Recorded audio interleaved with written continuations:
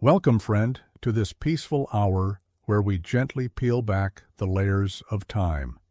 Tonight, our story takes place in a world far removed from ours, but still tenderly human. Whether you're drifting off or just looking to slow the pace of your evening, I'm grateful you're here.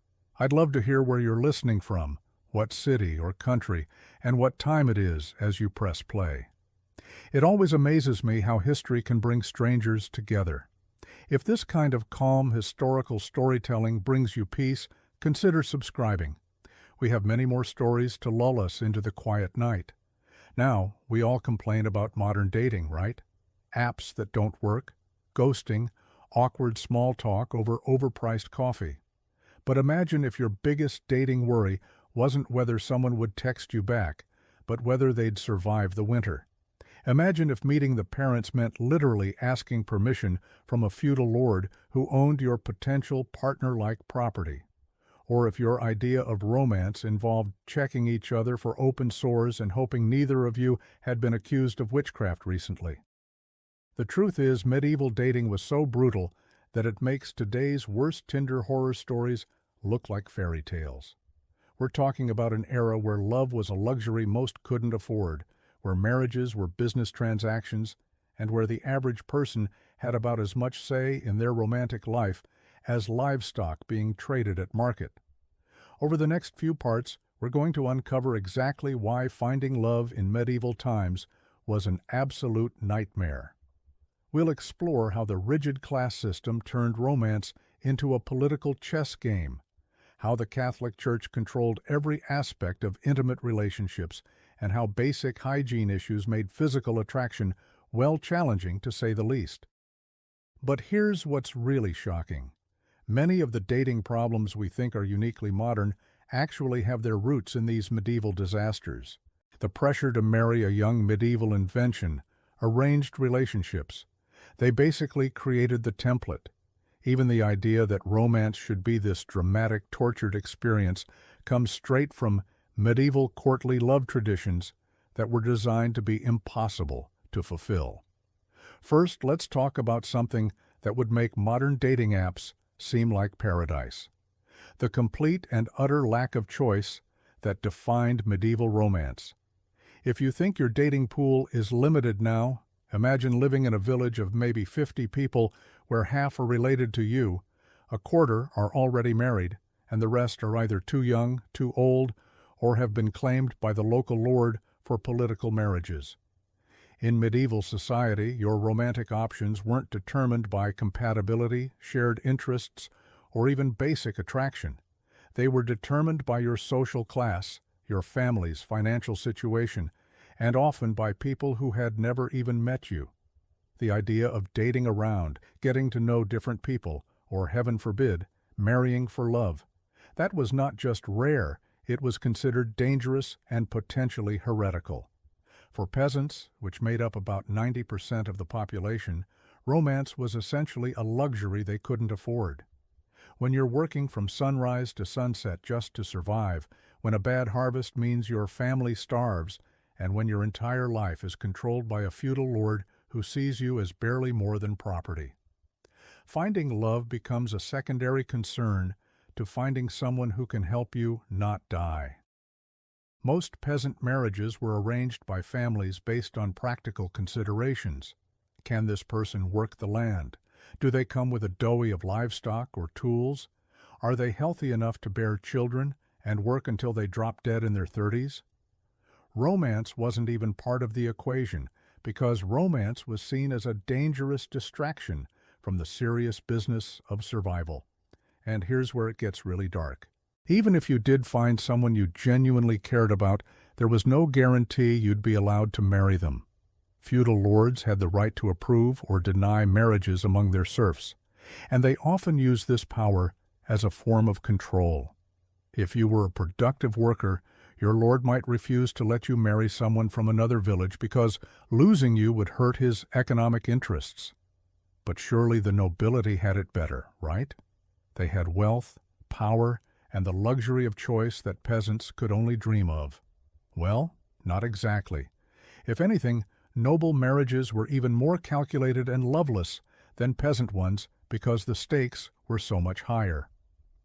When you're part of the ruling class, your marriage isn't just about your personal happiness. It's about military alliances, territorial control, and political power that could affect thousands of people. Noble children, especially daughters, were essentially treated as valuable trading cards in a complex game of medieval politics. A young noble woman might find herself betrothed to a man she'd never met, possibly decades older than her, purely because her marriage would secure a military alliance or settle a territorial dispute. Her feelings about this arrangement were not just irrelevant. Expressing dissatisfaction with an arranged marriage could be seen as treason against her family's interests. And let's talk about age, because this is where medieval dating gets truly disturbing by modern standards. The concept of childhood as we understand it didn't really exist in medieval times. Girls were often betrothed as young as 7 years old, with marriages typically consummated when they reached what was considered marriageable age, which was often as young as 12 or 13.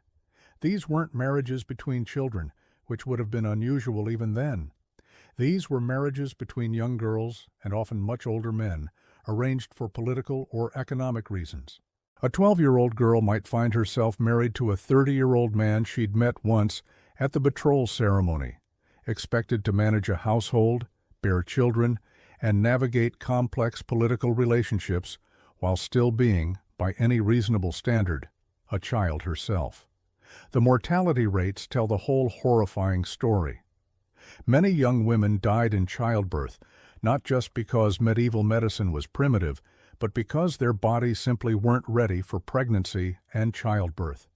The pressure to produce male heirs meant that surviving a first pregnancy was often followed immediately by attempts at a second, then a third, until either a son was born or the woman died trying. For men, the situation wasn't much better, just different. Young noble men might have slightly more freedom in their romantic choices, but they were still expected to marry for political advantage rather than personal preference. And if they were younger sons with no inheritance prospects, they might be forced into the church, whether they had a religious calling or not, effectively removing them from the marriage market entirely. But here's what makes this even more twisted. The medieval period actually invented the concept of romantic love that still tortures us today. The tradition of courtly love, popularized by troubadours and poets, created this idealized vision of romance that was deliberately designed to be impossible to achieve. Courtly love typically involved a knight falling desperately in love with a married noble woman, then spending years performing increasingly elaborate acts of devotion while never actually consuming the relationship. This wasn't just entertainment. It was a social safety valve that allowed people to fantasize about passionate romance while maintaining the rigid marriage structures that kept society stable.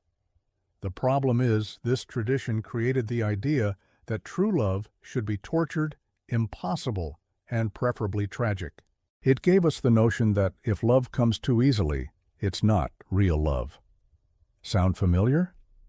This medieval invention is still messing with our heads today, making us think that healthy, straightforward relationships are somehow less romantic than dramatic, complicated ones. And we haven't even gotten to the practical horrors yet. Imagine trying to be romantic in a world where most people had never brushed their teeth, where bathing was considered potentially dangerous to your health, and where the average person's idea of perfume was rubbing themselves with herbs to mask the smell of months without washing.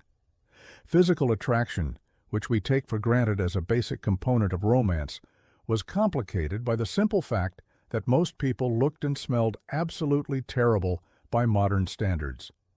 Dental hygiene was non-existent, leading to widespread tooth loss and breath that could probably kill small animals. Skin diseases were rampant, from simple acne to serious conditions like scrofula, which caused visible growths and sores. But perhaps most disturbing of all was how the medieval understanding of sexuality and desire was shaped by religious doctrine that viewed physical pleasure as inherently sinful. The Catholic Church taught that sexual desire, even within marriage, was a necessary evil to be endured for the purpose of procreation, not enjoyed. This created a culture where expressing sexual desire, especially for women, was seen as evidence of moral corruption. Women who showed too much interest in physical pleasure were suspected of being in league with the devil. Men were expected to control their desires, but women were expected to barely have any desires at all. The result was a dating culture, if we can even call it that, where the very foundations of romantic attraction, physical chemistry, emotional connection, and shared pleasure were viewed with suspicion and often outright hostility. And this is just the beginning. We haven't even talked about how the church controlled every aspect of romantic relationships, how disease and death made long-term planning impossible, or how the constant threat of violence turned every potential romance into a potential tragedy. Medieval dating wasn't just difficult. It was a nightmare that combined the worst aspects of arranged marriage, religious extremism, and brutal social inequality into a system that treated love as either a dangerous luxury or a useful tool for political control.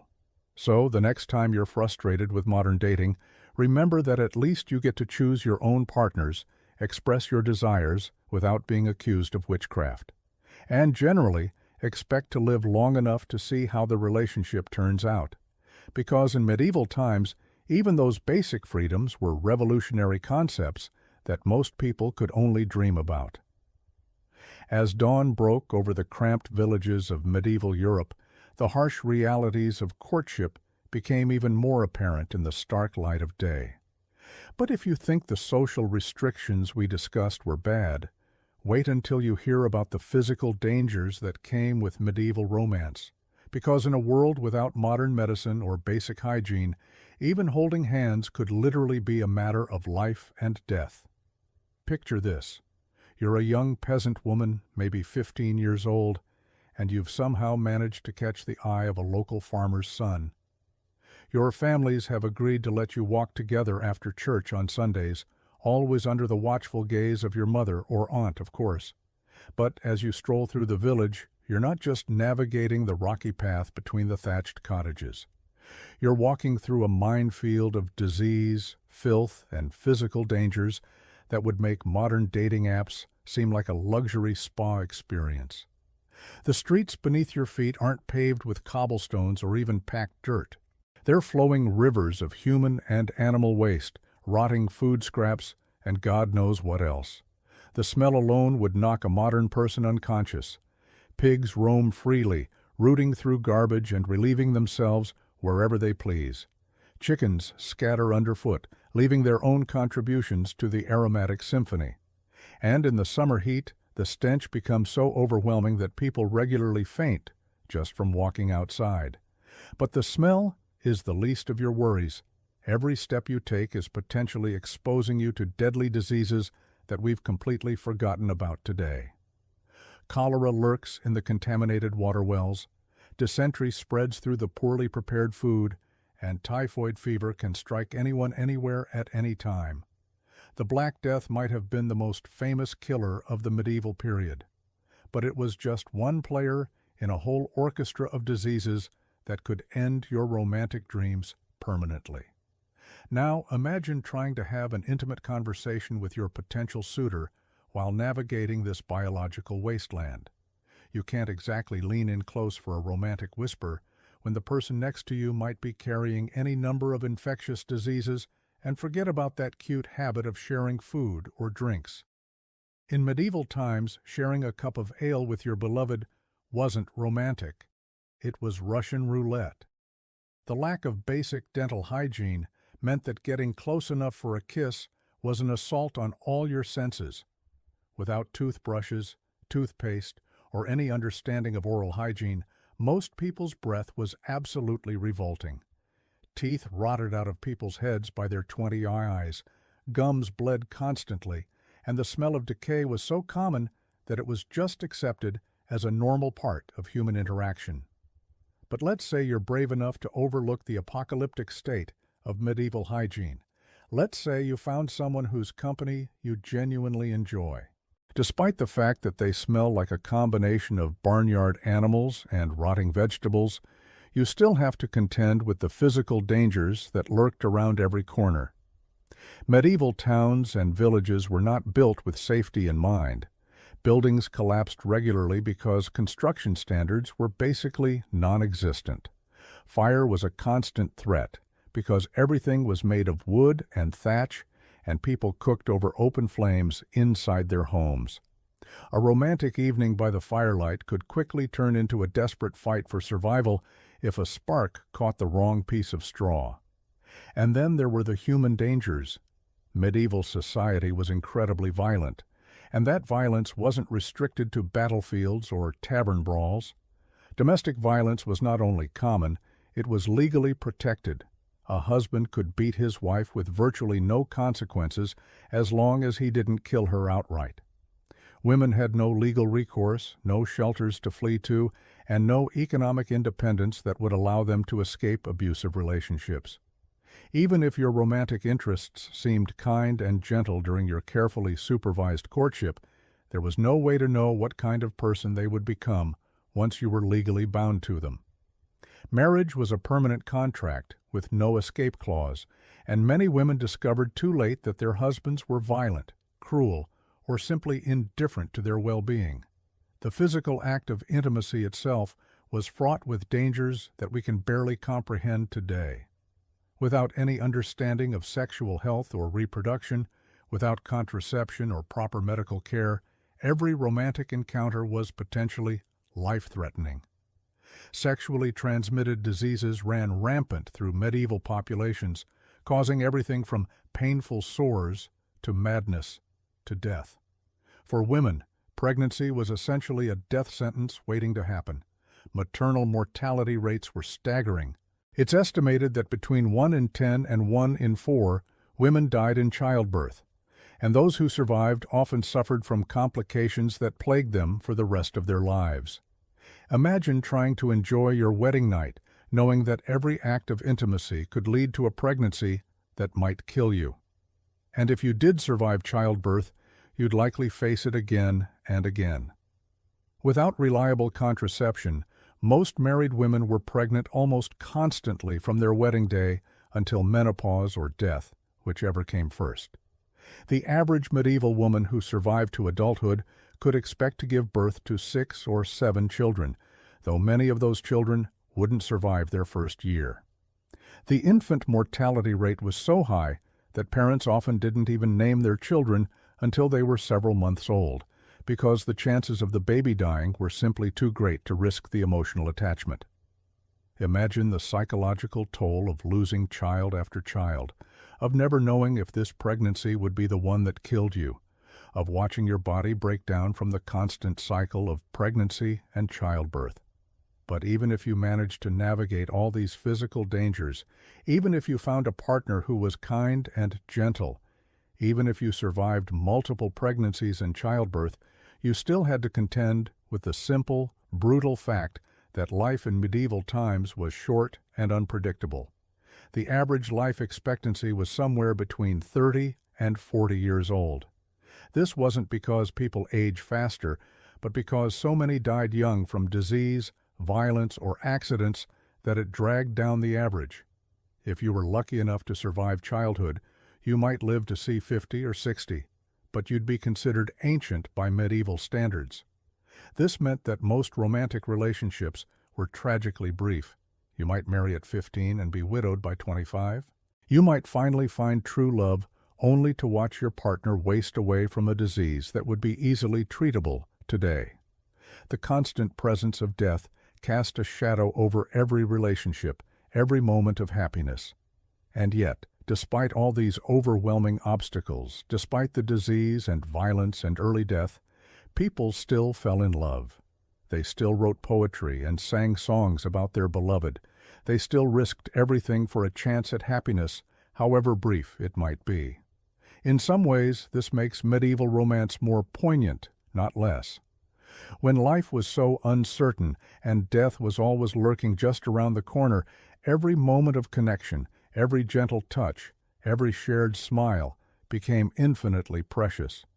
People didn't have the luxury of taking love for granted because they knew how quickly it could be snatched away. But it also meant that romantic relationships were often desperate and intense in ways that we might find uncomfortable today. When you might only have a few years together, when pregnancy could be a death sentence, when disease could strike at any moment, love became a high-stakes gamble with everything on the line. The physical dangers of medieval dating weren't just inconveniences or minor health risks. They were existential threats that shaped every aspect of how people approached romance and relationships. The very act of falling in love was an act of incredible courage in the face of overwhelming odds. As we continue our journey through the nightmare of medieval dating, we'll explore how these physical dangers combined with social restrictions and economic realities to create a system of courtship that was unlike anything we can imagine today. Because if you think dodging diseases and death was challenging, wait until you hear about the economic factors that could make or break a medieval romance before it even began. Why dating was a nightmare in medieval times, Part 3. But while clan warfare, church oppression, and social constraints made daily life unbearable, perhaps nowhere was medieval brutality more apparent than in the realm of romance and relationships. If you thought modern dating was complicated, imagine trying to find love in an era where a simple kiss could literally kill you, where marriages were business transactions, and where the very act of courtship was governed by a toxic mix of religious zealotry and aristocratic manipulation. The medieval approach to love and marriage was so fundamentally twisted that it would make even the most dysfunctional modern relationship look like a fairy tale. This wasn't just about arranged marriages or lack of choice. This was a systematic destruction of human intimacy wrapped in the false promise of chivalry, romance, and divine blessing. Let's start with the most basic element of any romantic relationship: physical attraction and intimacy. In medieval times, even the slightest physical contact between unmarried individuals was considered a grave sin that could damn your soul for eternity. The Catholic Church had turned human sexuality into something so shameful and terrifying that people genuinely believed a passionate kiss might send them straight to hell. But it wasn't just religious guilt that made physical intimacy dangerous, it was literally life-threatening. Without any understanding of hygiene or disease transmission, intimate contact was a game of Russian roulette. Sexually transmitted diseases ran rampant through medieval society, and there was no treatment, no cure, and often no understanding of how these ailments spread. Syphilis, which arrived in Europe during the late medieval period, was particularly devastating. The disease would eat away at people's faces, leaving them hideously disfigured before driving them insane and ultimately killing them. Imagine trying to build a romantic relationship when physical intimacy carried the very real risk of a slow, agonizing death. For women, the dangers were even more extreme. Pregnancy was essentially a death sentence that you might survive. Maternal mortality rates were astronomical, with some estimates suggesting that 1 in 3 women died during childbirth. This wasn't just about lack of medical knowledge. Medieval society actively made pregnancy more dangerous through their beliefs and practices. Medieval medical texts claimed that women were essentially defective men with bodies that were cold and wet, rather than hot and dry. This fundamental misunderstanding of female anatomy meant that medical treatments for pregnant women were often harmful or deadly. Physicians might prescribe bloodletting to balance the humors or recommend herbs that were actually toxic to developing fetuses. The Church made things worse by teaching that the pain of childbirth was God's punishment for Eve's original sin. This meant that attempts to ease labor pain were considered blasphemous. Women were expected to suffer in agony as a form of divine penance, and any attempt to reduce their pain was seen as interfering with God's will. But let's say you survived courtship, avoided disease, and made it through pregnancy alive. The actual structure of medieval marriage was designed to crush any possibility of genuine love or partnership. Marriage wasn't about two people choosing each other. It was a business transaction between families with the bride as the commodity being traded. Fathers would negotiate bride prices and dowies like they were selling livestock. The bride herself had no say in the matter.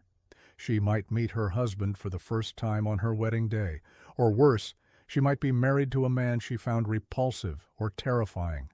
Her feelings, her desires, her hopes for the future were completely irrelevant. The age at which these marriage negotiations began was particularly horrifying. Girls as young as 7 years old could be betrothed, and marriages were often consummated when the bride reached 12 or 13. These weren't marriages between children and other children. These were often arrangements between young girls and much older men, sometimes men old enough to be their grandfathers. Consider the case of Margaret Bowett, who was married for the first time at age 6. She was widowed at age 7, remarried at age 9, and gave birth to her only child, the future King Henry VIII, when she was just 13 years old. The traumatic birth left her unable to have more children and caused lifelong health problems. This wasn't unusual. This was the normal experience for noble women. For peasant women, the situation was different, but no less awful. While they might have slightly more say in their marriages, their options were still severely limited by economic necessity and social pressure. A peasant woman who remained unmarried was essentially condemned to a life of poverty and vulnerability. She had no legal rights, no means of supporting herself, and no protection from violence or exploitation. The economic realities of medieval life meant that marriages were primarily about survival rather than love. Families needed to pull resources to have any hope of making it through famines, diseases, and the constant threat of violence. Romance was a luxury that most people simply couldn't afford. Even among the nobility, where there was theoretically more freedom and resources, the political implications of marriage made genuine love nearly impossible. Noble marriages were diplomatic alliances designed to secure territory, forge military partnerships, or end conflicts between warring families. The personal happiness of the bride and groom was irrelevant compared to these larger political considerations. This led to the bizarre medieval concept of courtly love, which was essentially a systematic romanticization of adultery. Since marriages were political arrangements rather than love matches, the only way to experience passionate romance was through affairs. Courtly love literature celebrated these extramarital relationships, creating an entire culture that worshipped forbidden love while simultaneously condemning it. The stories of courtly love were filled with impossible, tragic romances. Knights would pledge their eternal devotion to married ladies, pine away for love they could never have, and perform great deeds in honor of women they could never touch. These weren't stories about healthy relationships. These were fantasies about the very impossibility of love in medieval society. Take the story of Lancelot and Guinevere, which became one of the most famous examples of courtly love. Lancelot, the greatest knight of the Round Table, falls desperately in love with Queen Guinevere, who is married to his lord and friend, King Arthur. Their love is presented as noble and pure precisely because it can never be consummated without destroying everything they both hold dear. The story ends in tragedy, with their forbidden love ultimately leading to the downfall of Camelot itself. These stories weren't just entertainment. They were a reflection of the fundamental impossibility of combining love and marriage in medieval society. The very concept of romantic love was associated with tragedy, impossibility, and destruction. Love was something that happened outside of marriage, and marriage was something that happened without love. The Church's teachings about sexuality made this situation even worse. Medieval Christianity had a deeply conflicted relationship with human sexuality. On one hand, marriage was considered a sacrament blessed by God. On the other hand, sexual desire was seen as inherently sinful, even within marriage. Church doctrine taught that the only acceptable reason for marital sex was procreation. Any sexual activity that was done for pleasure, even between married couples, was considered sinful. This meant that even the most legitimate church-sanctioned relationships were poisoned by guilt and shame around physical intimacy.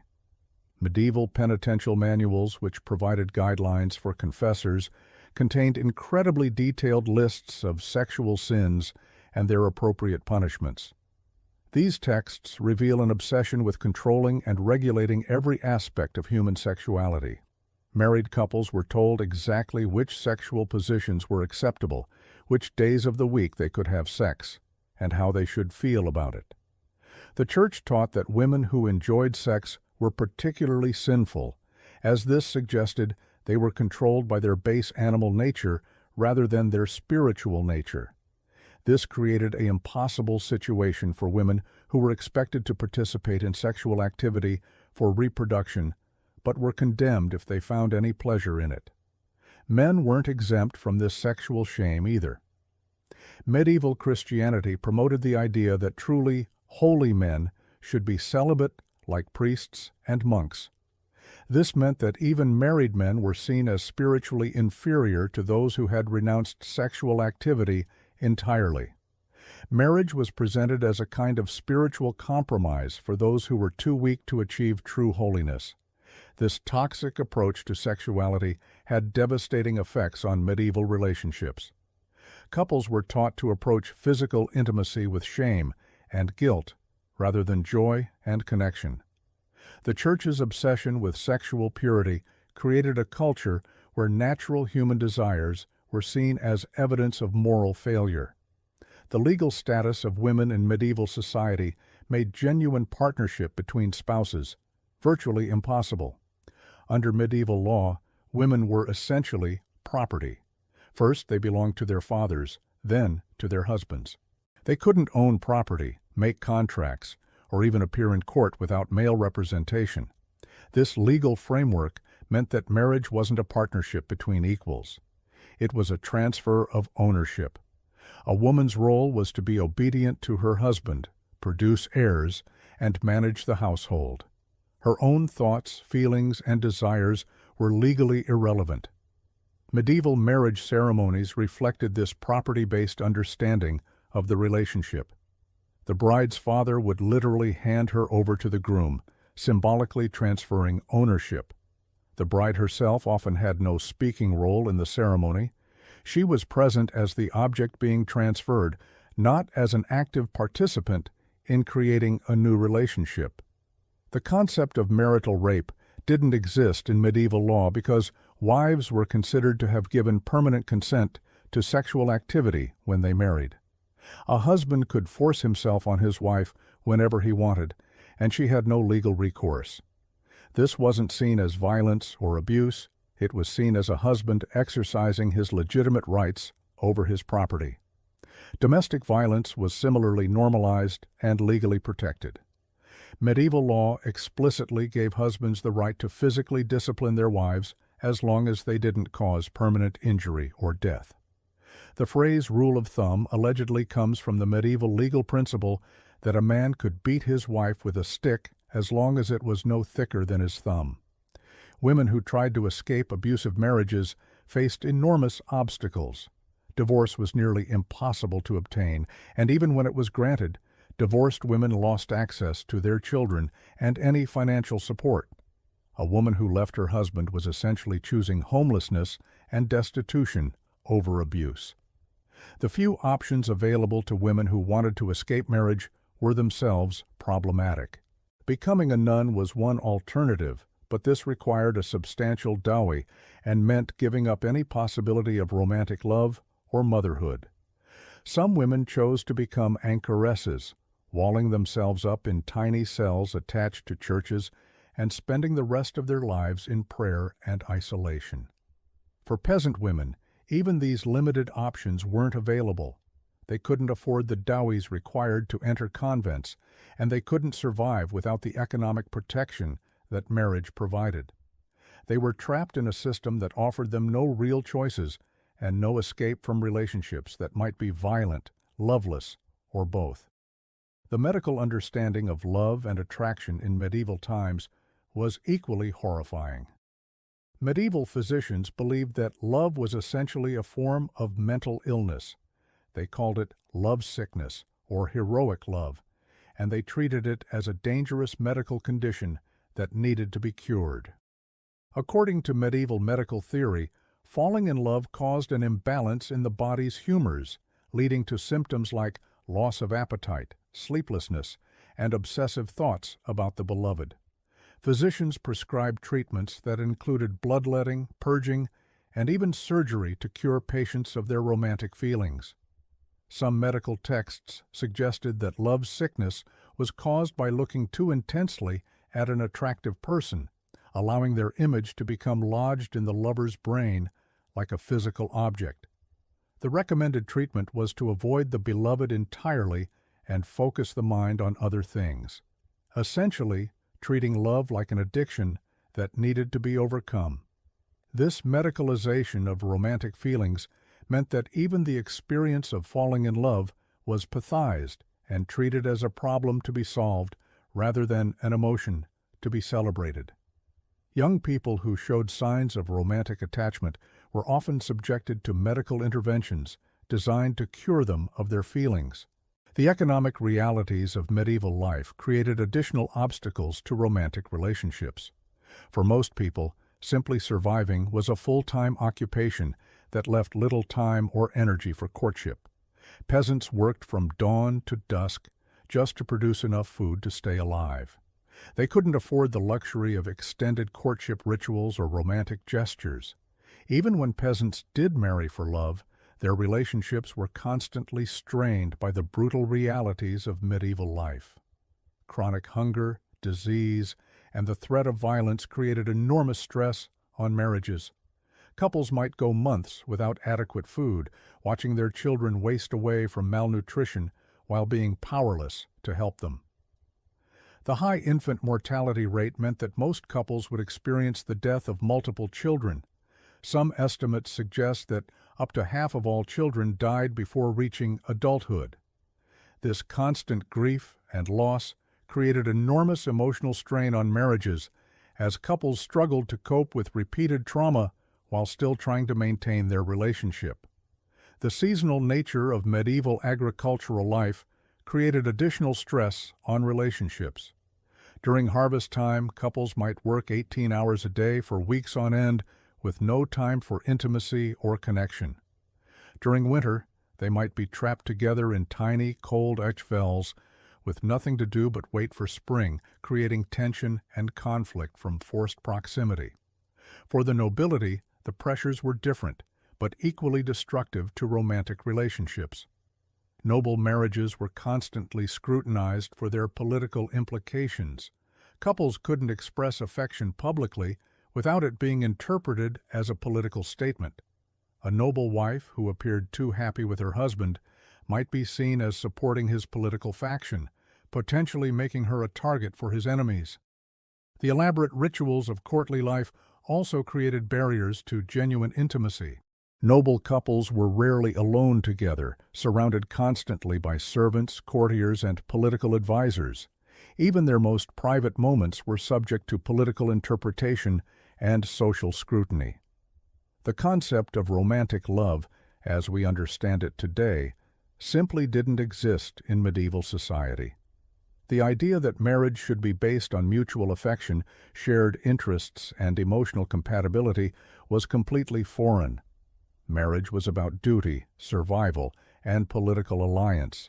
Love, if it existed at all, was something that might develop after marriage, not something that should precede it.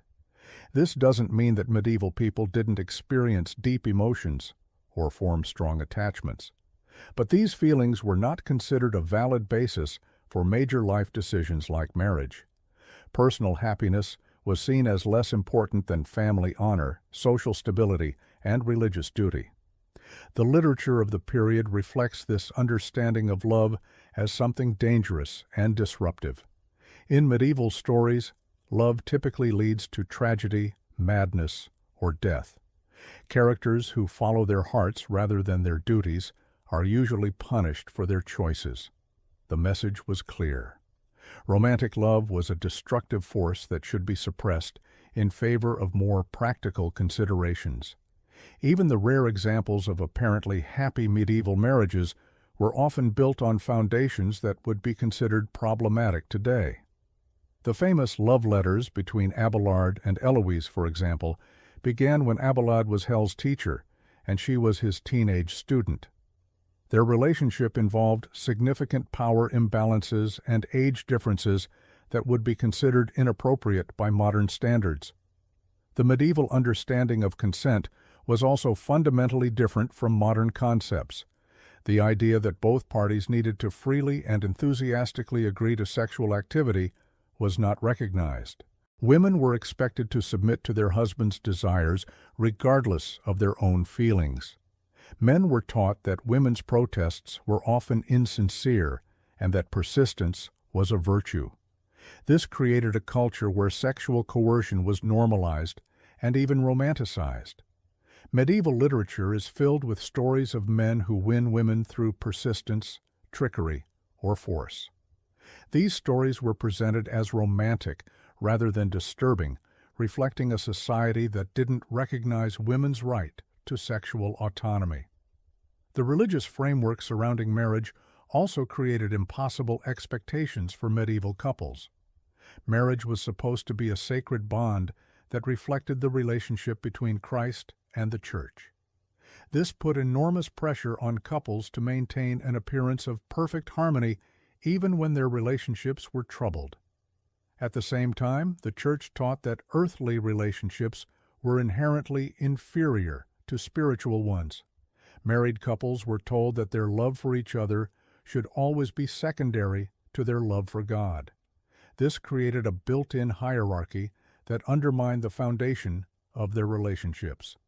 The Church's emphasis on the afterlife also affected how people approached their marriages. Since earthly life was seen as temporary and relatively unimportant compared to eternal salvation, there was less incentive to work on improving relationships or resolving conflicts. Suffering in marriage was often seen as spiritually beneficial, a form of penance that would be rewarded in heaven.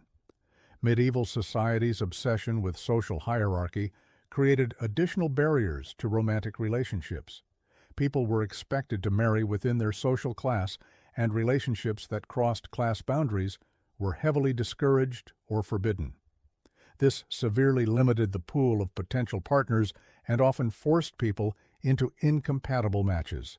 Even within the same social class, families were concerned with maintaining or improving their status through marriage. This meant that personal compatibility was less important than factors like wealth, land ownership, and family connections. A couple might be perfectly suited to each other emotionally, but forbidden to marry because their union wouldn't advance their family's interests. The elaborate rules governing courtship and marriage also made it difficult for people to get to know each other before committing to a lifetime together. Unmarried men and women were rarely allowed to spend time alone together, and their interactions were heavily supervised and regulated. This meant that couples often entered marriage as virtual strangers. The physical living conditions of medieval life created additional challenges for romantic relationships. Most people lived in small, crowded spaces with little privacy. Peasant families often shared single-room houses with their livestock, while even noble households were crowded with servants and retainers. The lack of privacy made it difficult for couples to develop intimate connections or work through relationship problems. The constant threat of violence in medieval society also affected relationships. Men were expected to be warriors, ready to fight and die for their lords at any moment. This meant that women lived with the constant fear that their husbands might not return from the next battle or raid. The uncertainty made it difficult to plan for the future or invest emotionally in relationships. For women, the threat of sexual violence was constant and pervasive. During times of war, rape was considered a normal part of conquest. Even during peacetime, women had little protection from sexual assault, especially if they were from lower social classes. This created a culture of fear that made it difficult for women to feel safe in their relationships with men. The medieval legal system provided little recourse for victims of domestic violence or sexual assault. Women who accused men of rape were often not believed, and even when they were, the punishments were usually light. The legal system was designed to protect male authority and property rights rather than individual safety or well-being. As we've seen throughout this exploration of medieval life, the prospects for finding genuine love and happiness in romantic relationships were nearly non-existent. The combination of religious oppression, social constraints, economic pressures, medical ignorance, legal inequality, and constant physical danger created a perfect storm of relationship dysfunction. Medieval dating wasn't just difficult or challenging, it was a systematic assault on human intimacy and connection. The very institutions that were supposed to support and protect relationships, the church, the legal system, the family structure, were designed in ways that made genuine love and partnership virtually impossible. When we look back at the medieval period, we often focus on the grand narratives of kings and battles, of cathedral building and crusades. But for the vast majority of people living through this era, the most fundamental human experience, the search for love and companionship, was corrupted by forces beyond their control. The medieval approach to romance created generations of people who were taught to fear their own desires, distrust their own feelings, and accept loveless relationships as normal and even virtuous. It's a sobering reminder of how social systems can shape and distort the most basic human experiences and how far we've come in recognizing the fundamental right to love and be loved freely. Looking at your script summary and the reference videos, I'll continue with Part 4 focusing on the complex dynamics of medieval relationships and the dangerous pursuit of love in an era where romance could literally be deadly. But even for those fortunate enough to find love within the confines of marriage, the medieval world presented countless threats to romantic happiness. Disease was perhaps the cruelest enemy of all lasting relationships. The average lifespan hovered around 30 years, meaning that most couples could expect their unions to be cut tragically short. A husband might watch helplessly as his wife succumbed to childbirth complications, or a bride might find herself widowed before her 20th birthday when plague swept through their village. The Black Death alone destroyed millions of families across Europe. Imagine the horror of watching your beloved develop the telltale black swellings, knowing that within days they would be gone forever. Chronicles from the period describe entire households wiped out, leaving only empty beds and broken hearts. In some villages, so many died that there weren't enough survivors left to bury the dead properly. But disease wasn't the only threat stalking medieval lovers. Violence was a constant specter hanging over every relationship. Wars between kingdoms, feuds between noble houses, and simple banditry could tear couples apart at any moment. A young man might ride off to fight in his lord's army, promising to return to his sweetheart, only to fall on some distant battlefield. His beloved would wait and hope, perhaps for years, never knowing if he was alive or dead. The story of Elena and Thomas illustrates this tragic reality perfectly. Elena was the daughter of a minor lord promised in marriage to secure a political alliance. But she had fallen deeply in love with Thomas, a knight in her father's service. Their secret meetings in the castle gardens were the stuff of troubadour songs, stolen kisses beneath the moonlight, whispered promises of eternal devotion, dreams of somehow being together despite the impossible circumstances. When Thomas volunteered to join a crusade to the Holy Land, Elena begged him not to go, but his honor demanded it. And besides, he hoped that distinguishing himself in battle might somehow earn him the right to ask for her hand. They spent one last night together before his departure, making vows that only God could witness. Thomas never returned. Word came back that he had died of fever in some foreign land. his body buried in unmarked ground far from home. Elena was forced to marry her intended betrothed as planned, but those who knew her said she never smiled again.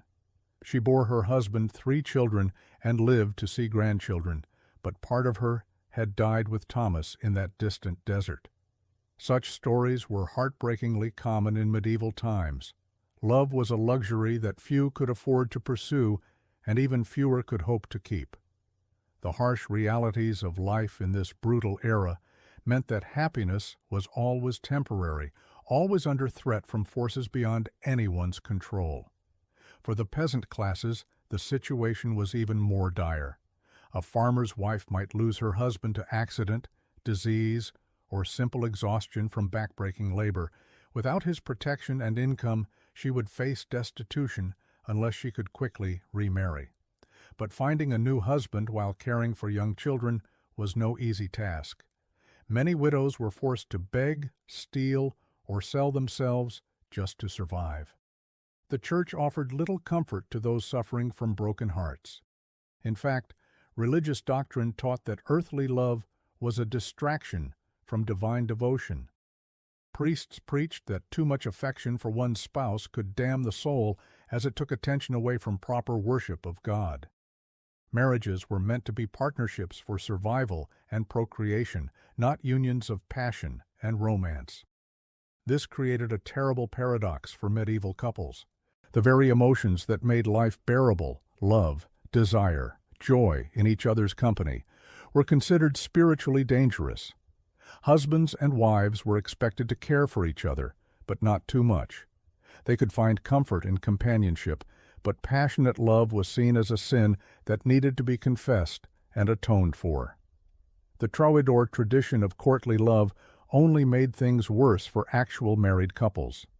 These elaborate fantasies of noble knights wooing unattainable ladies created impossible standards for real relationships.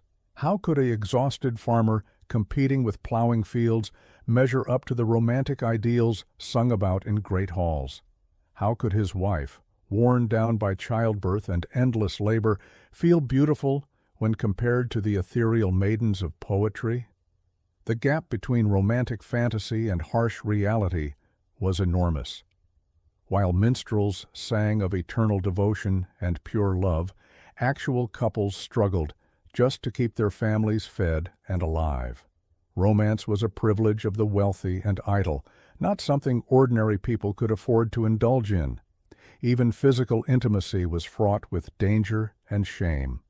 The church taught that sexual desire, even between married couples, was inherently sinful. Intercourse was only permissible for procreation, and even then it should be approached with reluctance and minimal pleasure. Couples were forbidden from intimacy during Lent, Advent, feast days, fast days, Sundays, Wednesdays, Fridays, and Saturdays. When you calculated all the prohibited times, married couples were only supposed to be intimate for about 40 days per year. But perhaps most tragically of all, the constant threat of death meant that opening one's heart to love also meant accepting inevitable, devastating loss. In a world where children regularly died before their 8th birthday, where plague could strike without warning, where violence lurked around every corner, loving someone deeply was an act of extraordinary courage. Medieval people learned to guard their hearts out of necessity. Getting too attached to anyone, spouse, child, parent, friend, was a recipe for unbearable grief. Yet somehow, despite all these obstacles and dangers, love persisted. People continued to fall for each other, to risk everything for stolen moments of happiness, to build lives together, knowing how fragile and temporary they might be. The letters and poems that survive from this period reveal the same longing, passion, and heartbreak that humans have always experienced. A merchant writing to his wife during a long journey, a mother mourning a child lost to fever, a young couple planning their future together. Their words echo across the centuries, reminding us that beneath all the harsh realities of medieval life beat hearts that loved just as deeply as our own. As we reflect on these long-ago lovers, separated by death, duty, and circumstance, we can appreciate how fortunate we are to live in an age where love has a real chance to flourish, where medical care can extend our time together, where communication can bridge any distance, where we're free to choose our own partners and follow our hearts. The medieval world was indeed a nightmare for those seeking love, but their courage in loving anyway, despite impossible odds, perhaps makes their stories all the more beautiful and heartbreaking. Looking at the reference materials and your script summary, I'll continue the medieval dating narrative with Part 5, focusing on the brutal realities of courtship and marriage in this harsh era. Yet even as love struggled to survive amid such brutality, the very act of courtship itself presented dangers that modern romantics could scarcely imagine. For in medieval times, the simple pursuit of affection could lead to violence, scandal, or even death. Consider the treacherous world of medieval matchmaking, where marriages were arranged like military alliances and courtship was a battlefield of competing interests. Young men seeking a bride faced not just the challenge of winning a woman's heart, but navigating a labyrinth of family politics that could turn deadly at a moment's notice. A poorly chosen romantic gesture or an unauthorized advance could spark blood feuds that lasted generations. The story of Thomas B illustrates these perils perfectly. A minor knight's son in 14th century England, Thomas fell deeply in love with Margaret, the daughter of a rival family. Their secret courtship seemed innocent enough. Stolen glances across the manor hall, whispered conversations in shadowed loves, the exchange of small tokens of affection. But when Margaret's father discovered their romance, he flew into a murderous rage. To him, his daughter's heart was not her own to give, but a valuable commodity to be traded for political advantage. Thomas had committed an unforgivable sin, attempting to steal what rightfully belonged to another man's negotiations. The enraged father challenged Thomas to single combat, and in the brutal melee that followed, both men lay dying in the mud, their blood mingling with the autumn rain. Margaret, the object of their affection, was married off within the month to a man 3 times her age, her own desires as irrelevant as morning mist. Such tragedies were commonplace in an era where love was viewed as a dangerous disruption to carefully laid plans. Young people learned early that their hearts were not their own, that romantic feelings were luxuries the practical world could not afford. The very language of medieval courtship reflected this harsh reality. A man did not woo a woman, he negotiated for her. Parents did not consider their children's happiness, they calculated dowries and bloodlines. Even when families approved of a match, the actual process of medieval courtship was fraught with peculiar dangers and bizarre customs that seem almost comical today, yet were deadly serious then. Take the practice of bundling, common in colder regions where courting couples were encouraged to share a bed while fully clothed, sometimes with a wooden board placed between them. The theory was that this allowed intimate conversation while preserving virtue. But in practice, it led to countless scandals, unwanted pregnancies, and shotgun weddings that began in resentment rather than love. The medieval obsession with virginity created its own nightmarish complications for young lovers. Women lived under constant surveillance, their every move scrutinized for signs of impropriety. A simple conversation with a man could ruin a woman's reputation forever. While actual physical intimacy before marriage could result in public shaming, exile, or worse. The pressure was so intense that some women resorted to dangerous herbal concoctions or primitive surgical procedures to fake their virginity on their wedding night, risking death from infection or poisoning. Men faced their own brutal expectations. They were required to prove their worthiness through displays of martial prowess that often ended in crippling injury or death. Tournaments, supposedly chivalrous affairs, were in reality blood-soaked spectacles where young knights died trying to impress their beloveds. The romantic ideal of the knight-errant wandering the land in search of adventure to prove his love was built on a foundation of very real corpses.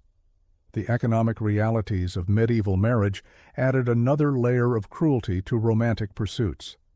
Love matches were seen as selfish indulgences that weakened family fortunes and destabilized social order.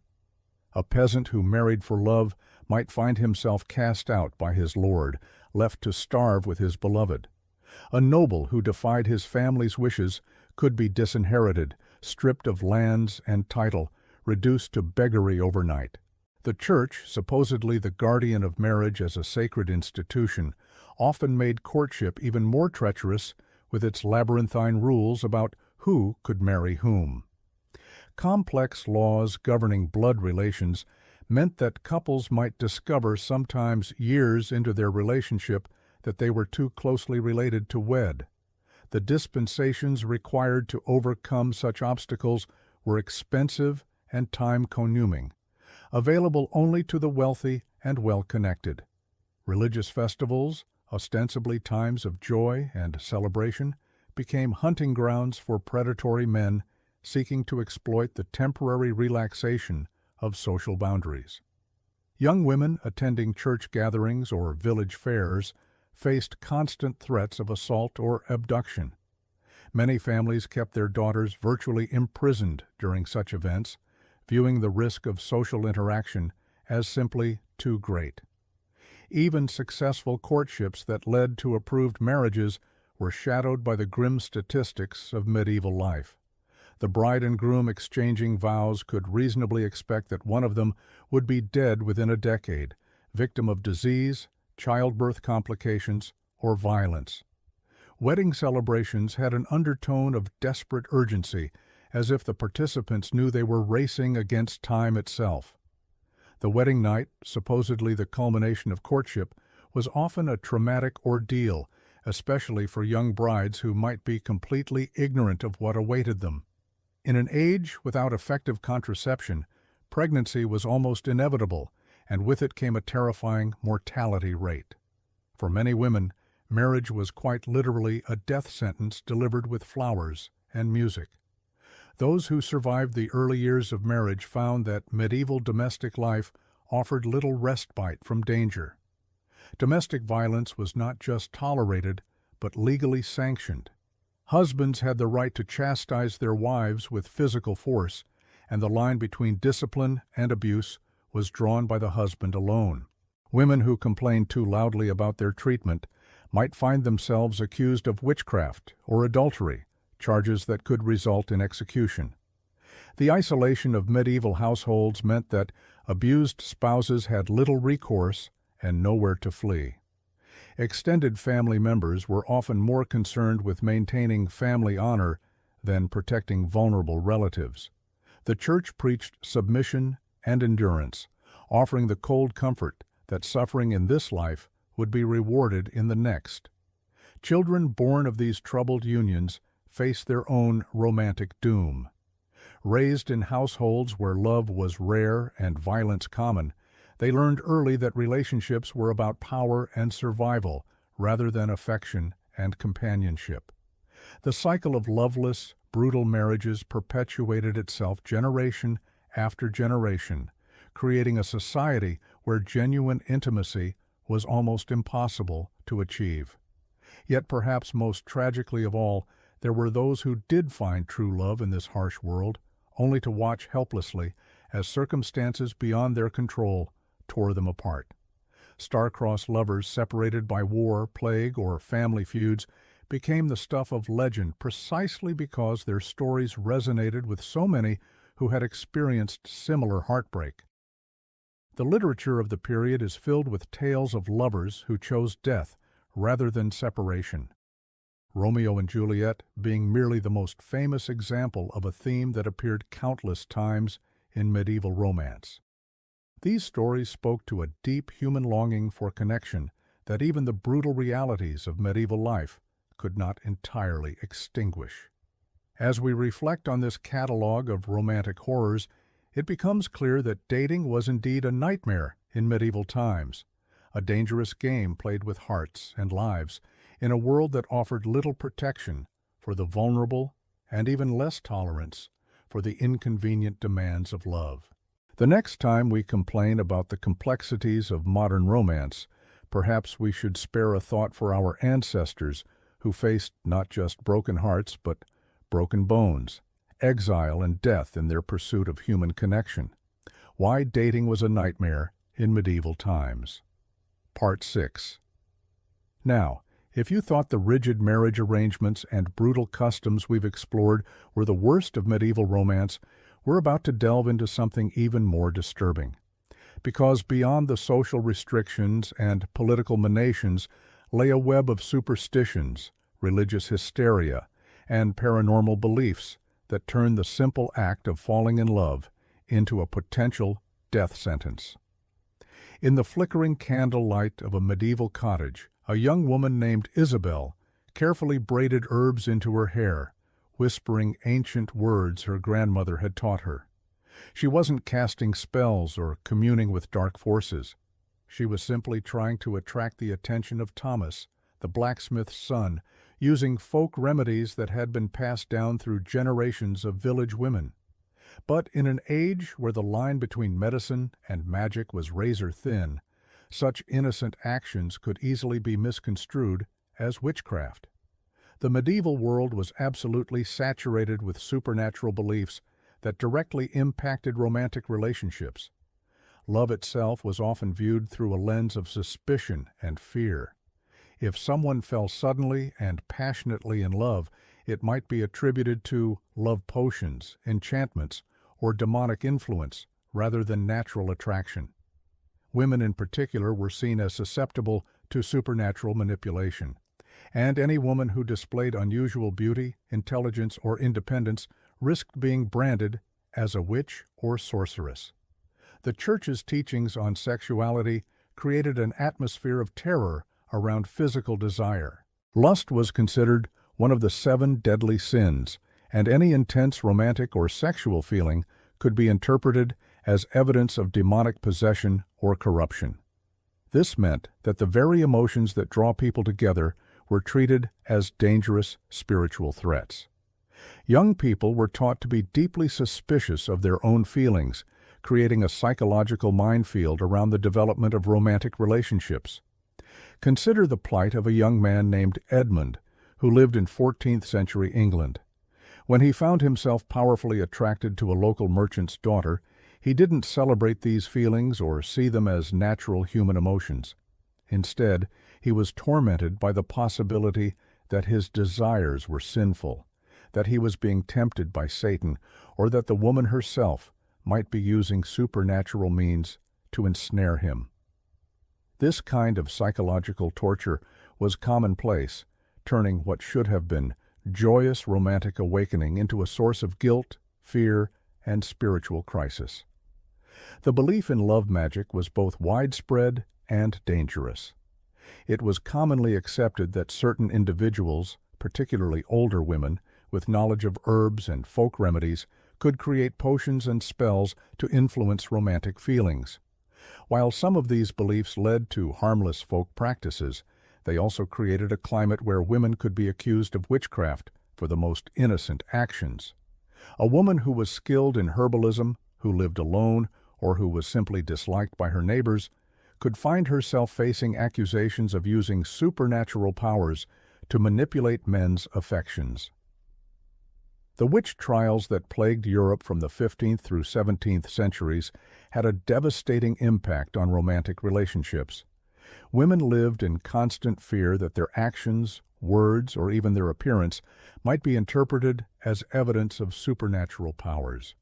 This created an atmosphere of suspicion and terror that poisoned relationships between men and women.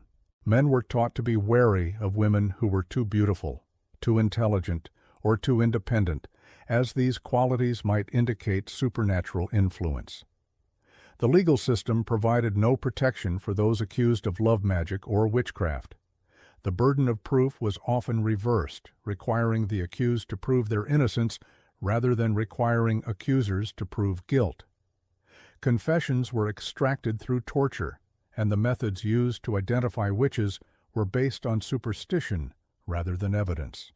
A woman might be condemned to death simply because a man claimed she had bewitched him into loving her, or because someone in the community believed she had used magic to steal another woman's husband. The story of Agnes Waterhouse, one of the first women executed for witchcraft in England in 1566, illustrates how romantic relationships could become entangled with accusations of supernatural crime. Agnes was an elderly widow who lived alone and was known for her knowledge of herbal remedies. When several young men in her village experienced unrequited love or romantic disappointments, rumors began to spread that Agnes was using magic to interfere with their romantic lives. The accusations escalated until she was arrested, tried, and executed for witchcraft. Despite the complete lack of credible evidence against her, the fear of supernatural influence extended to every aspect of courtship and marriage. Wedding ceremonies included numerous rituals and protections designed to ward off evil spirits and malicious magic. Brides wore specific colors, carried particular herbs, or performed certain actions to protect themselves from supernatural interference. The wedding night itself was surrounded by superstitions and protective rituals, as it was believed to be a particularly vulnerable time when evil forces might try to curse the union or prevent consummation. Even the simple act of gift-giving between lovers was fraught with supernatural implications. A ring, a lock of hair, or a pressed flower could be interpreted as a magical charm or a component in a love spell. Young people had to be extremely careful about what they gave to or received from romantic interests, as innocent tokens of affection could later be used as evidence of witchcraft if the relationship went sour or if someone wanted to make accusations. The belief in the evil eye added another layer of danger to romantic relationships. It was widely believed that certain individuals could curse others simply by looking at them with malicious intent. This meant that jealous rivals, disappointed suitors, or disapproving family members could be blamed for romantic misfortunes through supernatural means. If a couple experienced problems in their relationship, if a pregnancy ended in miscarriage, or if one partner fell ill, it might be attributed to the evil eye rather than natural causes. The concept of demonic possession also impacted romantic relationships in terrifying ways. Young women who displayed unusual behavior, particularly if it involved rejecting arranged marriages or expressing strong romantic preferences, might be accused of being possessed by demons. The treatments for such possession were brutal and often fatal, involving exorcisms, beatings, starvation, and other forms of torture designed to drive out the supposed evil spirits. Religious authorities actively promoted these supernatural fears as a way of controlling romantic and sexual behavior by teaching people to be suspicious of their own emotions and to fear supernatural influence in their relationships. The Church maintained strict control over courtship and marriage practices. Young people were discouraged from following their hearts or making independent romantic choices, as such actions might be evidence of supernatural manipulation. The intersection of medicine and magic created additional dangers for those seeking help with romantic problems. Herbalists, midwives, and folk healers who provided remedies for lovesickness, infertility, or other romantic difficulties were particularly vulnerable to accusations of witchcraft. Even physicians and learned men could find themselves accused of using supernatural means if their treatments were too successful or if they were associated with romantic scandals. The psychological impact of living under such superstitious terror cannot be overstated. Young people grew up believing that their most natural and fundamental emotions were potentially dangerous, that expressions of love might be evidence of supernatural corruption, and that romantic relationships were constantly threatened by invisible, malevolent forces. This created a culture of fear and suspicion that made genuine intimacy and trust nearly impossible to achieve. The documentation from medieval and early modern court records reveals the devastating human cost of these supernatural beliefs. Countless women were tortured and executed on charges related to love magic or romantic witchcraft. Families were torn apart by accusations and suspicions. Communities were divided by fear and paranoia. The very bonds that should have brought people together became sources of danger and terror. The irony is that many of the practices condemned as supernatural were actually based on genuine knowledge of herbs, psychology, and human behavior.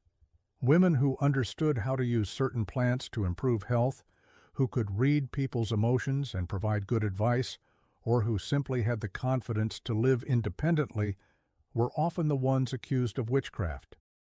The systematic persecution of such women represented not just an attack on individuals, but a broader assault on female knowledge and autonomy. The belief in supernatural influence also served as a convenient excuse for men who wanted to escape responsibility for their romantic choices. A man who abandoned his wife for another woman could claim he had been bewitched. A nobleman who broke an engagement could argue that he had been under supernatural influence. These accusations allowed men to avoid the social and legal consequences of their actions while simultaneously destroying the lives of the women they blamed. The fear of love magic extended even to the highest levels of society. Royal marriages were surrounded by elaborate protective rituals, and court physicians were constantly on guard against supernatural threats to royal romantic relationships. Kings and queens employed specialists in counter-magic to protect against romantic curses, and political enemies might be accused of using supernatural means to interfere with royal marriages or fertility. The artistic and literary culture of the medieval period both reflected and reinforced these supernatural fears. Stories of enchantresses, love potions, and magical seduction were extremely popular, but they also served to reinforce the idea that romantic relationships were inherently dangerous and potentially supernatural in nature. Young people absorbed these cultural messages, learning to view their own romantic experiences through a lens of suspicion and fear. The legal codes of medieval Europe reveal how thoroughly supernatural beliefs had penetrated the justice system. Laws against love magic were detailed and severe, with punishments ranging from fines and public humiliation to torture and execution. The fact that such laws existed and were regularly enforced demonstrates how seriously these supernatural threats were taken by medieval authorities. The economic impact of supernatural fears around romance was also significant. Families might spend considerable resources on protective charms, counterspells, and other supernatural defenses for their children's romantic relationships. The fear of magical interference could disrupt trade relationships, political alliances, and social connections, as people became suspicious of anyone who might have supernatural motivations for their romantic advice or interference. The geographic spread of these beliefs was remarkable, extending across all of Europe and beyond. While specific practices and beliefs varied from region to region, the underlying fear of supernatural influence in romantic relationships was virtually universal. This suggests that these beliefs served important social and psychological functions even as they caused tremendous suffering and injustice. As we reflect on this dark chapter in the history of human relationships, we see how the combination of ignorance, fear, and social control created a perfect storm of terror around the most basic human emotions. The medieval period supernatural beliefs about love and romance represent perhaps the most extreme example in human history of how society can turn the natural desire for connection and intimacy into a source of mortal danger. The legacy of these beliefs extended far beyond the medieval period, influencing attitudes toward women, sexuality, and romantic relationships for centuries to come. The witch trials of the early modern period, the persecution of women healers and midwives, and the broader cultural suspicion of female independence all had their roots in the medieval period supernatural fears around romance and sexuality. In examining this aspect of medieval romantic life, we gain insight not just into the past, but into the ongoing human tendency to fear and demonize what we don't understand. The medieval period's supernatural beliefs about love remind us of how dangerous it can be when ignorance and fear are allowed to override reason and compassion, and how the most beautiful aspects of human experience can be twisted into sources of terror and persecution.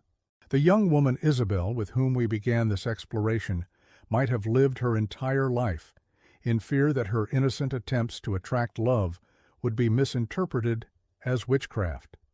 In a world where even the most natural human desires were viewed with supernatural suspicion, the simple act of falling in love became not just a personal risk, but a potential death sentence. This represents perhaps the cruelest irony of medieval romantic life, that the very emotions that make us most human were treated as evidence of inhuman corruption. Here's part 7 of the Why Dating Was a Nightmare in Medieval Times script. But perhaps the cruelest twist of fate for medieval lovers was how death itself seemed to lurk around every romantic corner.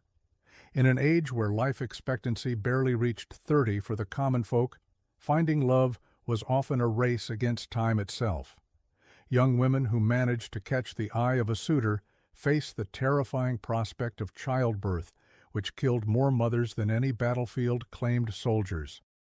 The crude understanding of anatomy and complete absence of sterile birthing practices meant that bringing forth the fruit of love often became a death sentence. Consider the tragic tale of Marguerite de Montlair, a noble woman whose story was recorded in the chronicles of 13th century France. At 17, she was considered ancient by medieval standards for marriage, having somehow avoided the typical arrangement that would have seen her wed at 14. When she finally fell genuinely in love with a young knight named Guillaume, their romance seemed blessed by fortune. They exchanged secret letters written in the flowery language of courtly love, met in hidden aloves of her father's castle, and dreamed of a life together that transcended the usual political menations of noble marriage. But their love story, like so many others, was destined for heartbreak. When Marguerite became pregnant with their child, what should have been a moment of joy became a countdown to catastrophe. Medieval childbirth was a barbaric affair conducted by midwives whose knowledge came more from superstition than science. They believed that a difficult labor could be eased by hanging eagle stones around the mother's neck, or that placing a knife under the birthing bed would cut the pain. When complications arose, as they inevitably did, their solutions were often worse than the problems they tried to solve. Marguerite labored for 3 agonizing days, while Guillaume paced frantically outside her chamber door. The midwives burned aromatic herbs and chanted prayers, but they were powerless against the medical emergency unfolding before them. When she finally succumbed to what we now know was likely sepsis or hemorrhaging, Guillaume was left not only heartbroken, but also blamed by her family for her death. In their grief and rage, they accused him of bewitching their daughter, of leading her astray with unholy desires that God had punished with death. This wasn't an isolated tragedy, but rather the grim reality for countless medieval couples. Even if lovers managed to navigate the treacherous waters of social expectations, religious restrictions, and family politics, they still had to contend with the simple biological fact that love in the Middle Ages was often cut short by death. Infectious diseases swept through communities with terrifying regularity, claiming young and old alike. The Black Death alone killed an estimated 1/3 of Europe's population in the 14th century, leaving behind countless widows and widowers who had barely begun their lives together. The constant presence of death created a peculiar intensity to medieval romance. Lovers couldn't afford the luxury of long courtships or gradual emotional development. When life could end at any moment from plague, injury, or childbirth, every stolen kiss carried the weight of potential finality. This urgency infused medieval love poetry with a desperate quality that modern readers often find both beautiful and heartbreaking. The famous troubadour songs of unrequited love weren't just artistic conceits, but reflections of a world where love was frequently interrupted by the grave. But death wasn't the only specter haunting medieval romance.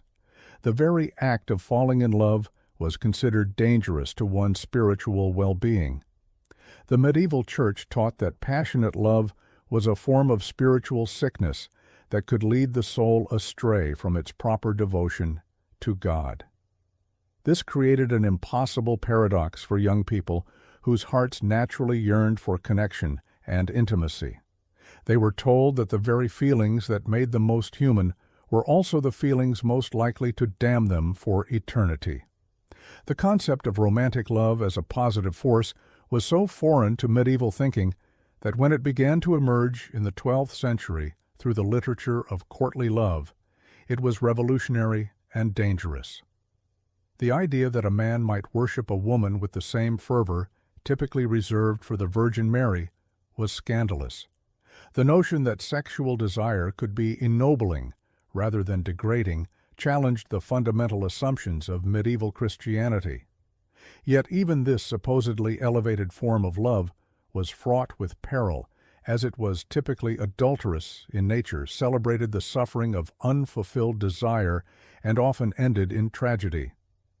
The troubadour tradition that gave birth to our modern conception of romantic love was built on the foundation of impossible relationships. The knight who loved his lord's wife, the lady who pined for a man she could never marry, the young lovers separated by class or circumstance. These weren't seen as problems to be solved, but as the very essence of pure love. The idea was that love became more perfect the more it was denied physical fulfillment, creating a culture that simultaneously celebrated and tortured young hearts. Medieval medical theory added another layer of danger to the act of falling in love. Physicians believed that intense emotion could literally make a person sick, and love sickness was considered a genuine medical condition with potentially fatal consequences. The symptoms included loss of appetite, insomnia, fever, and what we might now recognize as severe depression. The prescribed treatments were often as dangerous as the condition itself, involving bloodletting, purging, and the administration of powerful herbs that could poison as easily as heal. The story of Abelard and Heloise, perhaps the most famous lovers of the medieval period, illustrates how intellectual and emotional connection could be just as dangerous as physical passion. Their love affair began as a tutorial relationship when the brilliant philosopher Abelard was hired to tutor the equally brilliant Heloise. Their intellectual connection blossomed into romantic love, which led to a secret marriage and a child. But when Heloise's uncle discovered their relationship, he had Abelard brutally castrated as punishment. The lovers were forced apart, with Heloise entering a convent and Abelard becoming a monk, spending the rest of their lives exchanging heart-wrenching letters that spoke of a love that could never be fully realized. Their story became legendary, not because it ended happily, but because it didn't. Medieval audiences understood that true love was supposed to end in suffering. The idea that lovers might live happily ever after was not just unrealistic, but somehow cheapened the very concept of love. This cultural expectation meant that young people entering into romantic relationships did so with the understanding that heartbreak was not just possible, but probable. The violence that surrounded medieval romance wasn't limited to the dramatic gestures of jealous husbands or protective families. Even consensual relationships were conducted within a framework of physical danger that is difficult for modern people to comprehend. The simple act of meeting secretly could result in accusations of witchcraft, adultery, or heresy, any of which could lead to torture and execution. Young women who show too much independence in matters of the heart risked being labeled as wanted or possessed, while young men could find themselves accused of seduction, rape, or corruption of innocence. The legal system offered little protection for lovers who found themselves on the wrong side of social expectations. Women had virtually no legal rights when it came to matters of marriage and sexuality. They could be married off against their will, divorced without cause, or accused of adultery on the flimsiest of evidence. Men faced different but equally serious dangers, particularly if they dared to love above their social station or to interfere with the marital plans of powerful families. Even the physical spaces where medieval people lived conspired against romantic privacy. Most people lived in one-room houses shared with extended family and livestock. Privacy was a luxury that few could afford, and intimate conversations had to be conducted under the watchful eyes of parents, siblings, and neighbors. The romantic ideal of stolen moments and secret meetings was born partly from necessity, as there were few other options for couples who wanted to express their feelings away from the prying eyes of society. The economic realities of medieval life added yet another layer of complexity to romantic relationships. Love might bloom between two hearts, but marriage was fundamentally an economic transaction that involved the transfer of property, the formation of political alliances, and the continuation of family lines. Even among the peasantry, where romantic considerations might theoretically have more weight, practical concerns about combining resources and establishing viable households often trumped matters of the heart. This economic framework meant that falling in love with the wrong person wasn't just emotionally devastating, but could be financially ruinous for entire families.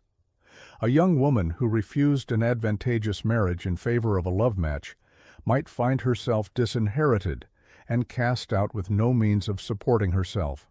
A young man who pursued a woman above his station might face not only rejection, but also economic retaliation from her family and their allies.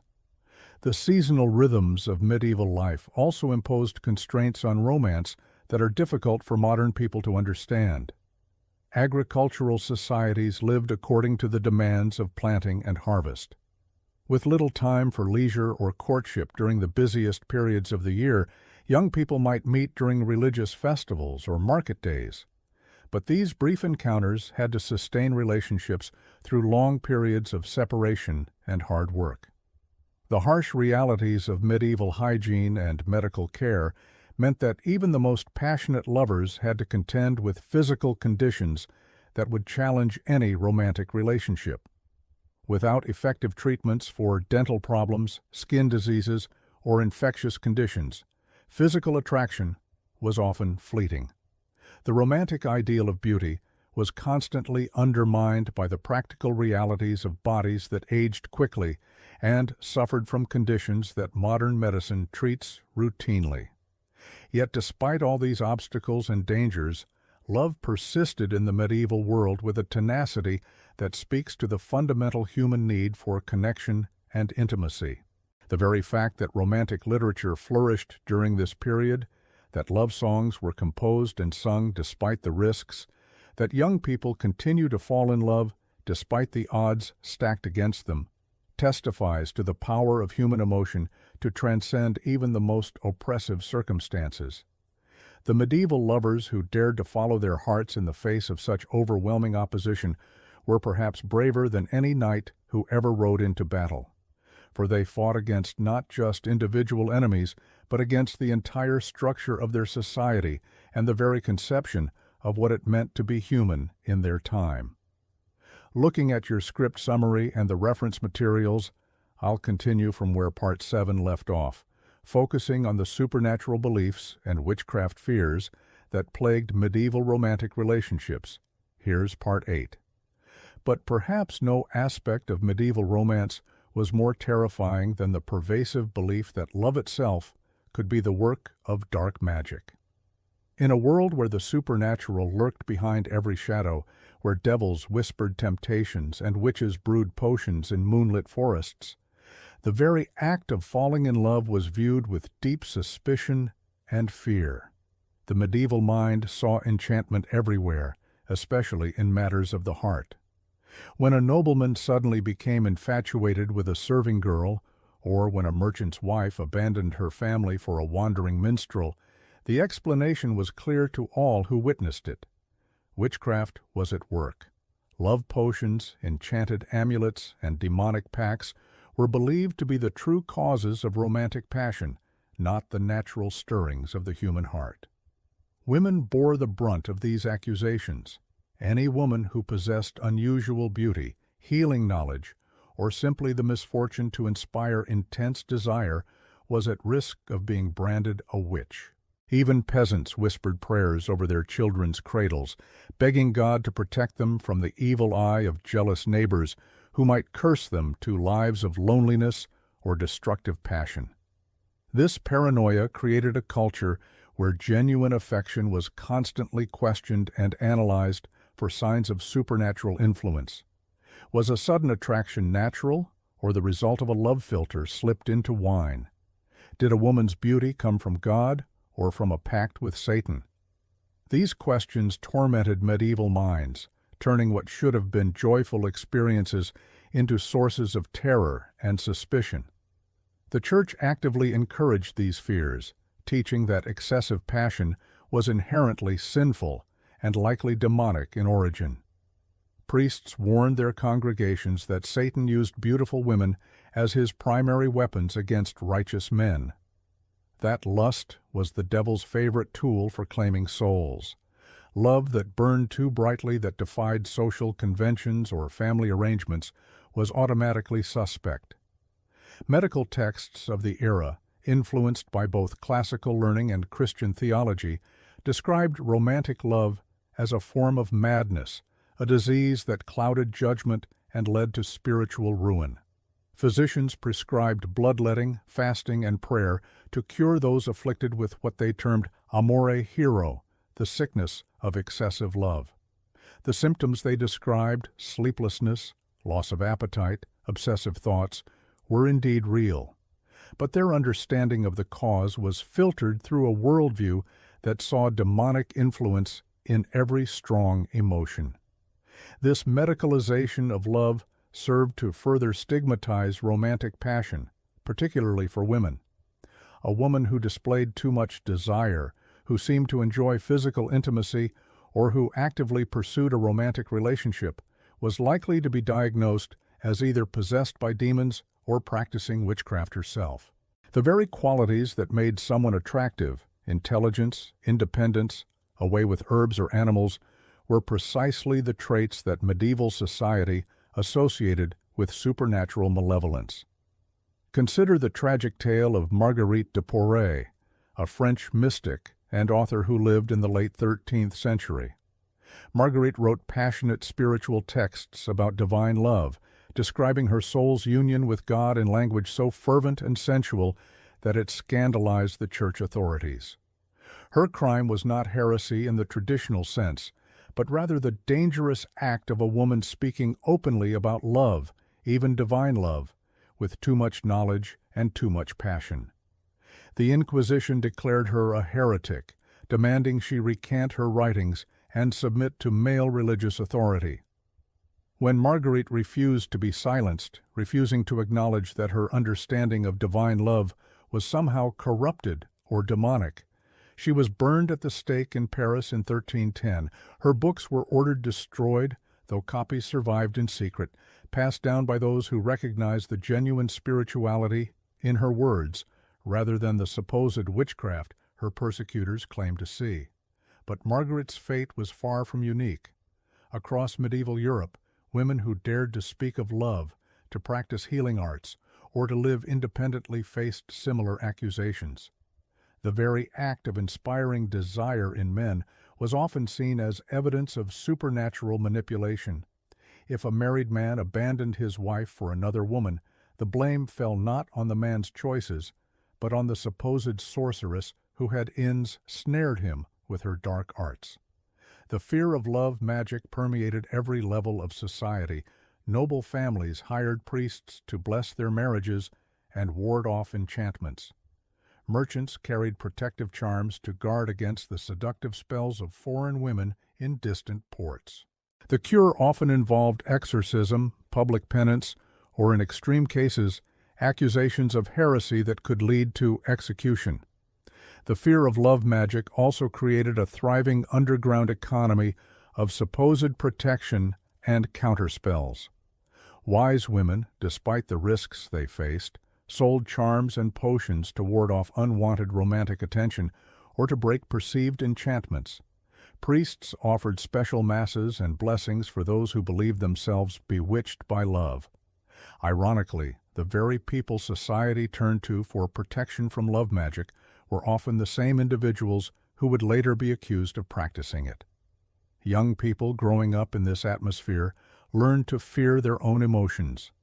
Natural sexual development was viewed through the lens of spiritual warfare, with parents and religious authorities constantly watching for signs that their children had fallen under malevolent influence. The awakening of romantic feelings, instead of being celebrated as a natural part of human development, became a source of shame and terror. The legal system reflected and reinforced these supernatural fears.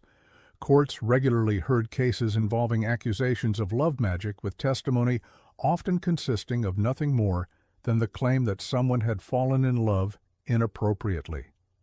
The burden of proof was impossibly low. If a man abandoned his family for another woman, if a young person defied their parents' choice of spouse, if someone displayed what was considered excessive passion, these behaviors alone could serve as evidence of witchcraft. The punishments for convicted love witches were severe and designed to serve as public warnings. Women found guilty of using magic to inspire love were subjected to public humiliation, physical torture, and often death. Their supposed victims, usually men who had been bewitched into infidelity or inappropriate desire, were typically absolved of responsibility, treated as innocent parties who had been overcome by forces beyond their control. This system created a perfect mechanism for men to escape accountability for their romantic choices, while simultaneously providing society with scapegoats for the disruptions that passionate love inevitably caused to carefully ordered social arrangements. A noble man could abandon his arranged marriage for a more attractive partner and claim he had been bewitched, allowing him to pursue his desires while maintaining his social standing and avoiding responsibility for breaking his vows. The impact on women's lives was devastating. Those who were beautiful, intelligent, or independent lived under constant threat of accusation. Many learned to deliberately make themselves less attractive, to hide their knowledge, to suppress their personalities in hopes of avoiding suspicion.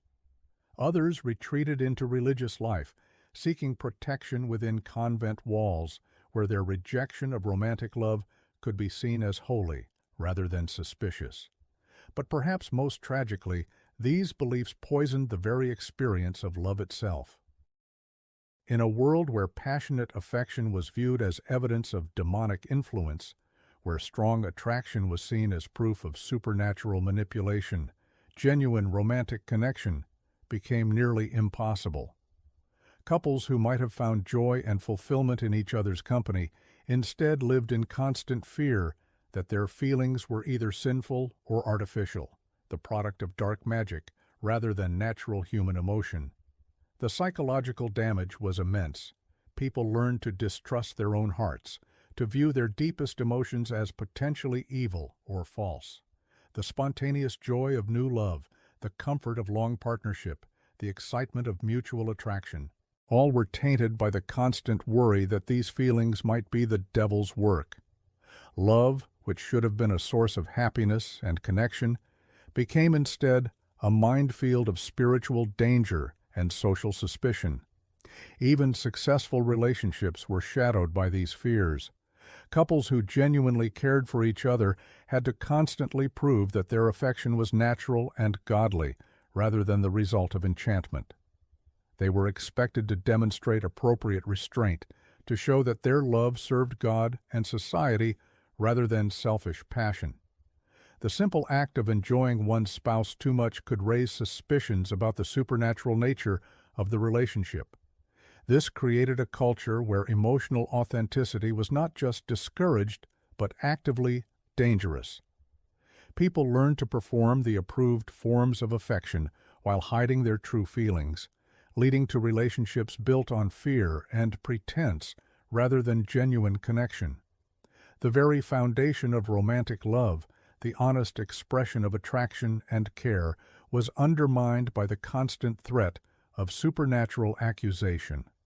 The children who grew up in such an environment inherited these fears and suspicions, perpetuating a cycle where each generation learned to view love through the lens of spiritual warfare.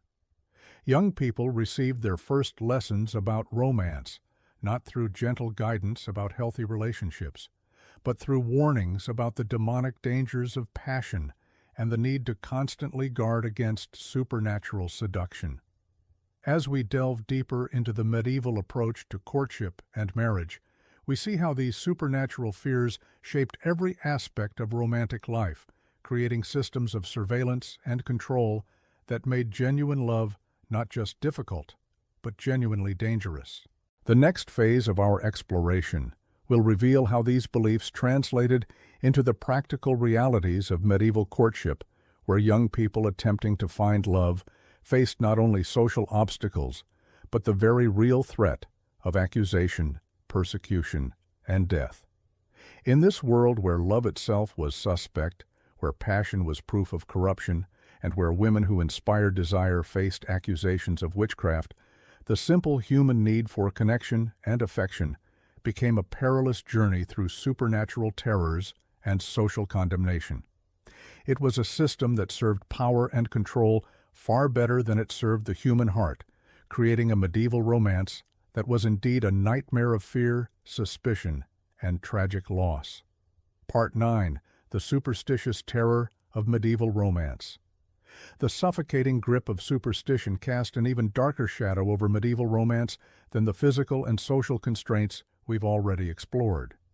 In a world where the line between the natural and supernatural remained dangerously thin, love itself became suspect, viewed through a lens of fear that transformed tender feelings into potential evidence of demonic interference or witchcraft. Medieval society lived in perpetual terror of unseen forces. Every unexplained event, every sudden illness, every stroke of misfortune could be attributed to malevolent supernatural intervention.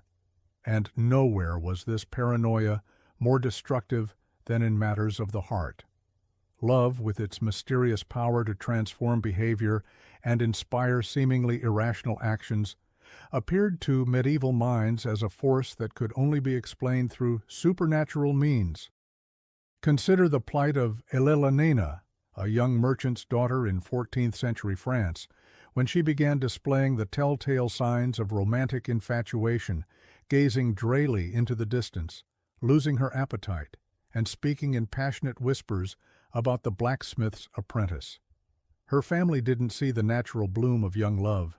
Instead, they saw the unmistakable symptoms of demonic possession or enchantment. Helena's father immediately called for the local priest, convinced that his daughter had fallen under a malevolent spell. This wasn't an isolated incident of paranoid overreaction. Medieval medical texts actually described love as a form of mental illness called love sickness or erotic melancholy, symptoms of which supposedly included the very behaviors we now recognize as normal romantic attraction. The influential physician Constantine the African wrote extensively about love as a dangerous disease that could drive sufferers to madness, violence, or death. When someone exhibited signs of romantic passion, medieval society often responded not with understanding or support, but with fear and attempts at supernatural intervention. The Church played a particularly sinister role in fostering these superstitious terrors. Religious authorities routinely preached that romantic love represented a dangerous departure from proper Christian devotion. They warned that passionate feelings could open the soul to demonic influence, making lovers vulnerable to Satan's temptations. Young people were taught to be suspicious of their own emotions, to view romantic desire as potentially sinful or even diabolical. This religious paranoia created a climate where expressing romantic feelings became an act of considerable courage. A young man composing love poetry risked being accused of practicing dark arts. A woman who showed too much enthusiasm for a suitor might find herself suspected of witchcraft. The very intensity that makes love beautiful became, in medieval minds, evidence of supernatural corruption. The fear of love magic pervaded every level of society. Wealthy nobles employed food tasters not just to guard against poison, but to detect love potions that might compromise their judgment in marriage negotiations. Merchants kept careful watch over their daughters, worried that rivals might use supernatural means to manipulate romantic attachments for business advantage. Even peasants lived in terror that their romantic rivals might employ cunning women or wise men to cast spells that would steal away their beloved's affections. These fears weren't entirely baseless within the medieval worldview.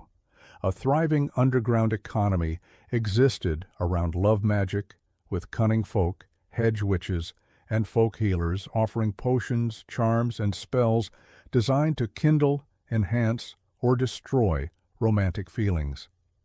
While these practitioners were often simply herbalists using natural aphrodisiacs or psychological manipulation, medieval society saw them as wielding genuinely supernatural powers. The consequences of this superstitious terror were devastating for ordinary people trying to navigate romance. Young lovers found themselves caught between their natural feelings and a society that viewed those feelings as potentially demonic. They had to hide their emotions, suppress their passions, and constantly worry that their love might be interpreted as evidence of supernatural corruption. Margaret of Wessex, a 15th-century wool merchant's daughter, left behind a diary that provides haunting insight into this psychological torment. She wrote of her love for a young clerk named Thomas, but her entries are filled with self-doubt and terror. She constantly questioned whether her feelings were natural or the result of some malevolent spell. She prayed daily for God to cleanse her heart of what she feared might be demonic influence. When Thomas began returning her affections, she became convinced that she had somehow corrupted him through supernatural means. This internalized fear created a vicious cycle. The more intensely someone experienced love, the more convinced they became that supernatural forces were at work. This led to guilt, self-loathing, and attempts to suppress or deny romantic feelings. Young people were taught to distrust their own hearts, to view their deepest emotions as potential evidence of spiritual corruption. The superstitious terror surrounding love also provided convenient weapons for those seeking to destroy romantic relationships. Jealous rivals could destroy a courtship simply by spreading rumors of love magic. Parents opposed to a match could claim their child had been enchanted. Spurned lovers could seek revenge by accusing their former beloved of practicing witchcraft. These accusations carry terrifying consequences. Suspected practitioners of love magic face trials that often involve torture designed to extract confessions. The procedures for detecting love magic were barbaric and often fatal. Accused women might be subjected to swimming tests where they were bound and thrown into water on the theory that witches would float while innocent women would sink. They faced pricking tests where investigators searched their bodies for supernatural marks that supposedly proved their guilt. Even when formal accusations weren't made, the fear of love magic created an atmosphere of constant suspicion and paranoia. Couples had to be extraordinarily careful about how they expressed their feelings, worried that too much passion might be interpreted as evidence of supernatural manipulation. They lived in fear that rejected suitors or jealous rivals might spread rumors that would destroy not just their relationship, but their reputations and possibly their lives. The documentation from medieval witch trials reveals the devastating impact of these superstitious terrors on romantic relationships. In case after case, we see love affairs destroyed by accusations of magic. Young women were burned at the stake for the crime of being too attractive, too charming, or too successful in matters of the heart. Men found themselves accused of using supernatural means to seduce women above their social station. The trial records of Agnes Waterhouse, executed in 1566 for witchcraft, illustrate this pattern perfectly. Agnes was accused of using magic to make various men fall in love with her, to break up established relationships, and to cause impotence in men who rejected her advances. The evidence against her consisted primarily of testimony that she was unusually successful in romantic matters, and that several men had developed strong feelings for her. In a society where female romantic agency was viewed with suspicion, Agnes's apparent ability to attract and influence men was interpreted as proof of supernatural powers. This case demonstrates how the superstitious terror surrounding love particularly targeted women. In medieval thinking, women were seen as more susceptible to demonic influence and more likely to use supernatural means to achieve their goals. A woman who was too beautiful, too charming, or too successful in love automatically became suspect. Female romantic agency was so threatening to medieval patriarchal structures that it was literally demonized. The fear of love magic also created terrible situations for women who were naturally attractive or charismatic. Beauty itself became suspect, viewed as potentially supernatural in origin. Women learned to downplay their appearance and suppress their natural charm, worried that too much success in romantic matters might lead to accusations of witchcraft. This superstitious terror extended beyond individual relationships to poison entire communities. Villages lived in constant fear that cunning women among them might be practicing love magic. Neighbors watched each other suspiciously, looking for signs of supernatural romantic manipulation. The slightest unusual romantic development, a sudden infatuation, an unexpected marriage, a broken engagement could trigger investigations and accusations. The psychological impact of living under this constant threat cannot be overstated. Young people grew up learning to distrust their own emotions, to view romantic love as potentially dangerous and possibly demonic. They internalized fears that made genuine intimacy nearly impossible. How could someone fully open their heart when they'd been taught that romantic passion might be evidence of supernatural corruption? These superstitious terrors also created terrible dilemmas for people experiencing genuine love. They had to choose between following their hearts and protecting themselves from accusations of magic. Many chose safety over love, suppressing their feelings and entering into loveless but socially acceptable marriages. Others risked everything for love, knowing that their passion might be interpreted as evidence of demonic influence. The documentation of medieval love magic trials reveals the creative cruelty of a society determined to control and suppress romantic feelings. Accused practitioners faced interrogations designed to extract confessions of supernatural activities. They were asked to explain how they had learned their magical arts, to name their demonic allies, and to confess to specific acts of romantic manipulation. The torture methods used in these investigations were particularly horrific because they were designed to extract confessions that would justify the accusers' superstitious beliefs.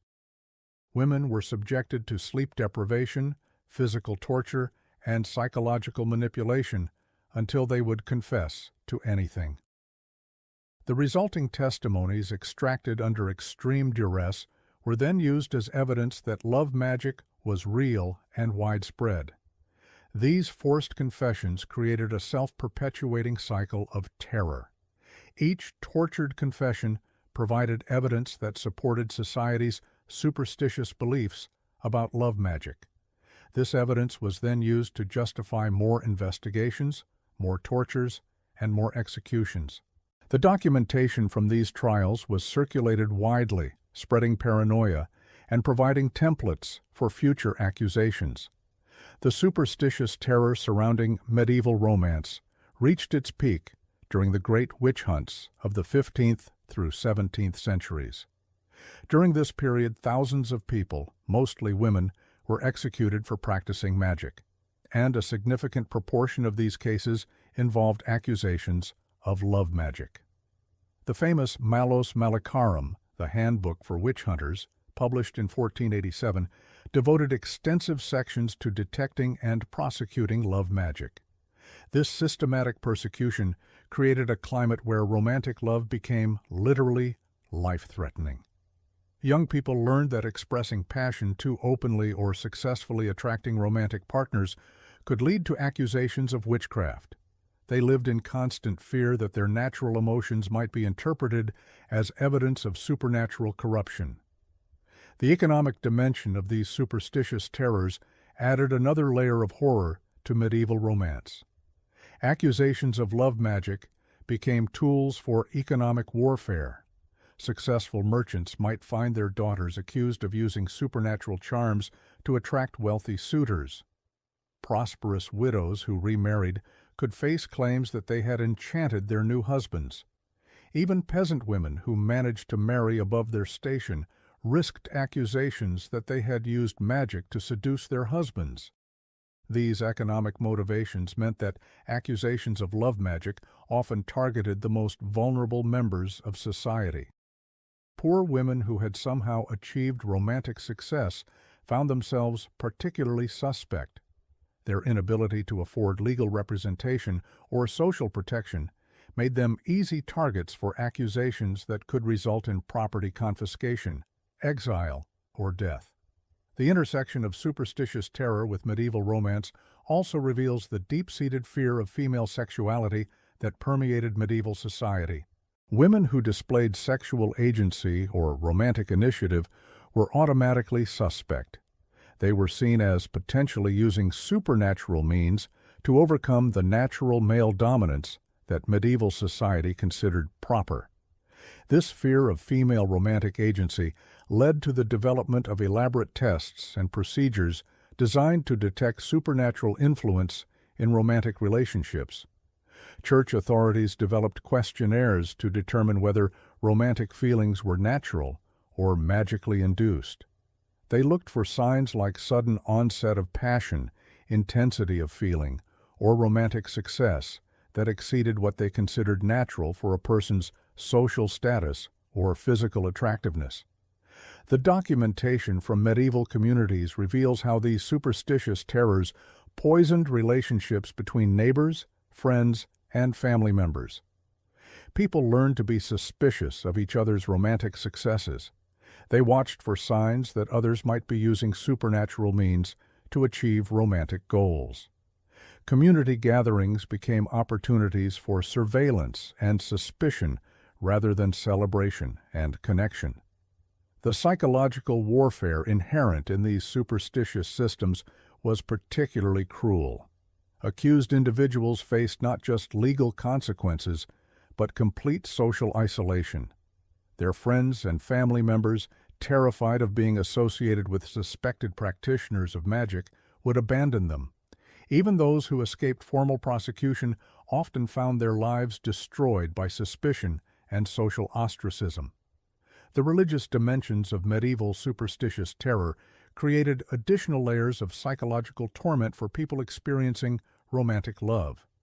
They were taught that their feelings might be sinful, that romantic passion could damn their souls, and that they needed to constantly examine their emotions for signs of demonic influence. This created a form of spiritual torture where people learned to distrust and fear their own hearts. The medical establishment of medieval Europe contributed to these superstitious terrors by providing seemingly scientific explanations for the supernatural nature of romantic love. Physicians wrote extensively about love as a form of madness caused by supernatural influences. They developed elaborate theories about how demons could manipulate human emotions and prescribed treatments that often involved exorcism or other religious interventions. These medical theories gave scholarly legitimacy to popular superstitions about love magic. When learned physicians confirmed that romantic passion could be caused by supernatural influences, it became much easier for ordinary people to believe that their neighbors might be practicing love magic. The fusion of medical authority with superstitious belief created a particularly powerful and destructive form of paranoia. The legal systems of medieval Europe developed elaborate procedures for prosecuting love magic, creating bureaucratic machinery for destroying romantic relationships. Courts developed standardized methods for investigating accusations, interrogating suspects, and determining guilt or innocence. These procedures gave the appearance of legal legitimacy to what were essentially exercises in superstitious persecution. The documentation from these legal proceedings reveals the systematic nature of the terror surrounding medieval romance. Accusations followed predictable patterns. Investigations used standard techniques, and punishments were carefully calibrated to create maximum deterrent effect. This wasn't random persecution, but organized campaign to control and suppress romantic feelings through fear. The international nature of these superstitious terrors meant that people couldn't escape them by moving to different regions or countries. The fear of love magic spread across medieval Europe, creating a continental climate of romantic paranoia. Trade routes and pilgrimage paths carried not just goods and people, but also superstitious beliefs and persecution techniques. This widespread nature of romantic superstition meant that medieval people lived under a constant cloud of fear that could follow them anywhere. A young couple might flee their home village to escape accusations of love magic, only to find the same suspicions and dangers in their new community. There was literally nowhere in medieval Europe where romantic love was entirely safe from superstitious persecution. As we examine the devastating impact of superstitious terror on medieval romance, we see how fear and paranoia poisoned what should have been humanity's most beautiful and natural experiences. Love, which should bring joy and connection, became a source of terror and danger. Young people learned to suppress their deepest emotions and distrust their own hearts. Communities turned against their own members based on nothing more than successful romantic relationships. The legacy of these medieval superstitious terrors extended far beyond the Middle Ages, creating cultural patterns of sexual shame and romantic fear that persisted for centuries. The idea that passionate love might be supernatural or dangerous, that female romantic agency was inherently suspect, that successful relationships required explanation beyond natural attraction. These beliefs shaped European culture for generations. Understanding this history helps us appreciate not just how far we've come in accepting romantic love as natural and beautiful, but also how deeply embedded these superstitious fears became in Western culture. The medieval terror of love magic may seem distant and foreign to us now, but its echoes can still be found in modern anxieties about sexuality, romance, and emotional expression. The brave individuals who risked everything for love during these dark centuries, who chose to follow their hearts despite the supernatural terrors surrounding them, represent some of humanity's greatest heroes. They fought not just against social constraints and physical dangers, but against a culture that had literally demonized their deepest emotions. Their courage in the face of such overwhelming fear and persecution stands as a testament to the indomitable power of human love to survive even the darkest and most superstitious of times. Looking at your summary and the reference materials, here's part 10 of the script, continuing from where you left off. As we've seen throughout this exploration of medieval romance, the very foundations of love and courtship were built upon a bedrock of suffering, superstition, and social control. But perhaps no aspect of medieval life demonstrates the true nightmare of dating more starkly than the complete absence of personal agency that defined romantic relationships. For the vast majority of people in our modern world, we take for granted the fundamental right to choose our own partners, to date freely, to marry for love rather than obligation. But in medieval times, such freedoms were not merely rare. They were actively dangerous. Consider the life of a typical peasant girl named Margaret, living in the 14th century England. At the age of 12, Margaret's fate was already sealed. Her father, a struggling serf bound to his lord's estate, had negotiated her betrothal to Thomas, the son of a neighboring farmer. The arrangement had nothing to do with Margaret's wishes or feelings. She had never even spoken to Thomas beyond a few awkward encounters at the village well. Instead, the match was purely transactional. Thomas's family owned a slightly larger plot of land and possessed 2 oxen rather than 1. The marriage would consolidate resources and provide Margaret's family with better access to plowing equipment during the crucial planting season. Margaret herself was never consulted about this arrangement. The very idea that a young woman might have preferences about her future husband was not merely ignored. It was considered dangerous and potentially sinful. The Church taught that feminine desires were inherently corrupting, that women who sought to choose their own partners were displaying the same prideful rebellion that had led Eve to doom mankind in the Garden of Eden. Margaret's role was to submit, to accept whatever husband her father deemed appropriate, and to consider herself fortunate that she was being provided for at all. But Margaret's story becomes even more tragic when we consider what this marriage actually meant for her daily existence. Thomas, her betrothed, was known throughout the village for his violent temper and his fondness for ale. He had already beaten his previous bride so severely that she had miscarried twice before finally dying in childbirth at the age of 16. The villagers whispered about Thomas's cruelty, but no one dared intervene. A husband's right to discipline his wife was not only legally protected, but religiously mandated. The Church taught that just as Christ ruled over the Church, so must a husband rule over his wife with absolute authority and the right to use whatever force he deemed necessary to maintain order. Margaret's wedding day arrived when she turned 14, marked not by joy or celebration, but by a grim sense of inevitability. The ceremony itself was a brief perfunctory affair conducted in Latin that Margaret could not understand.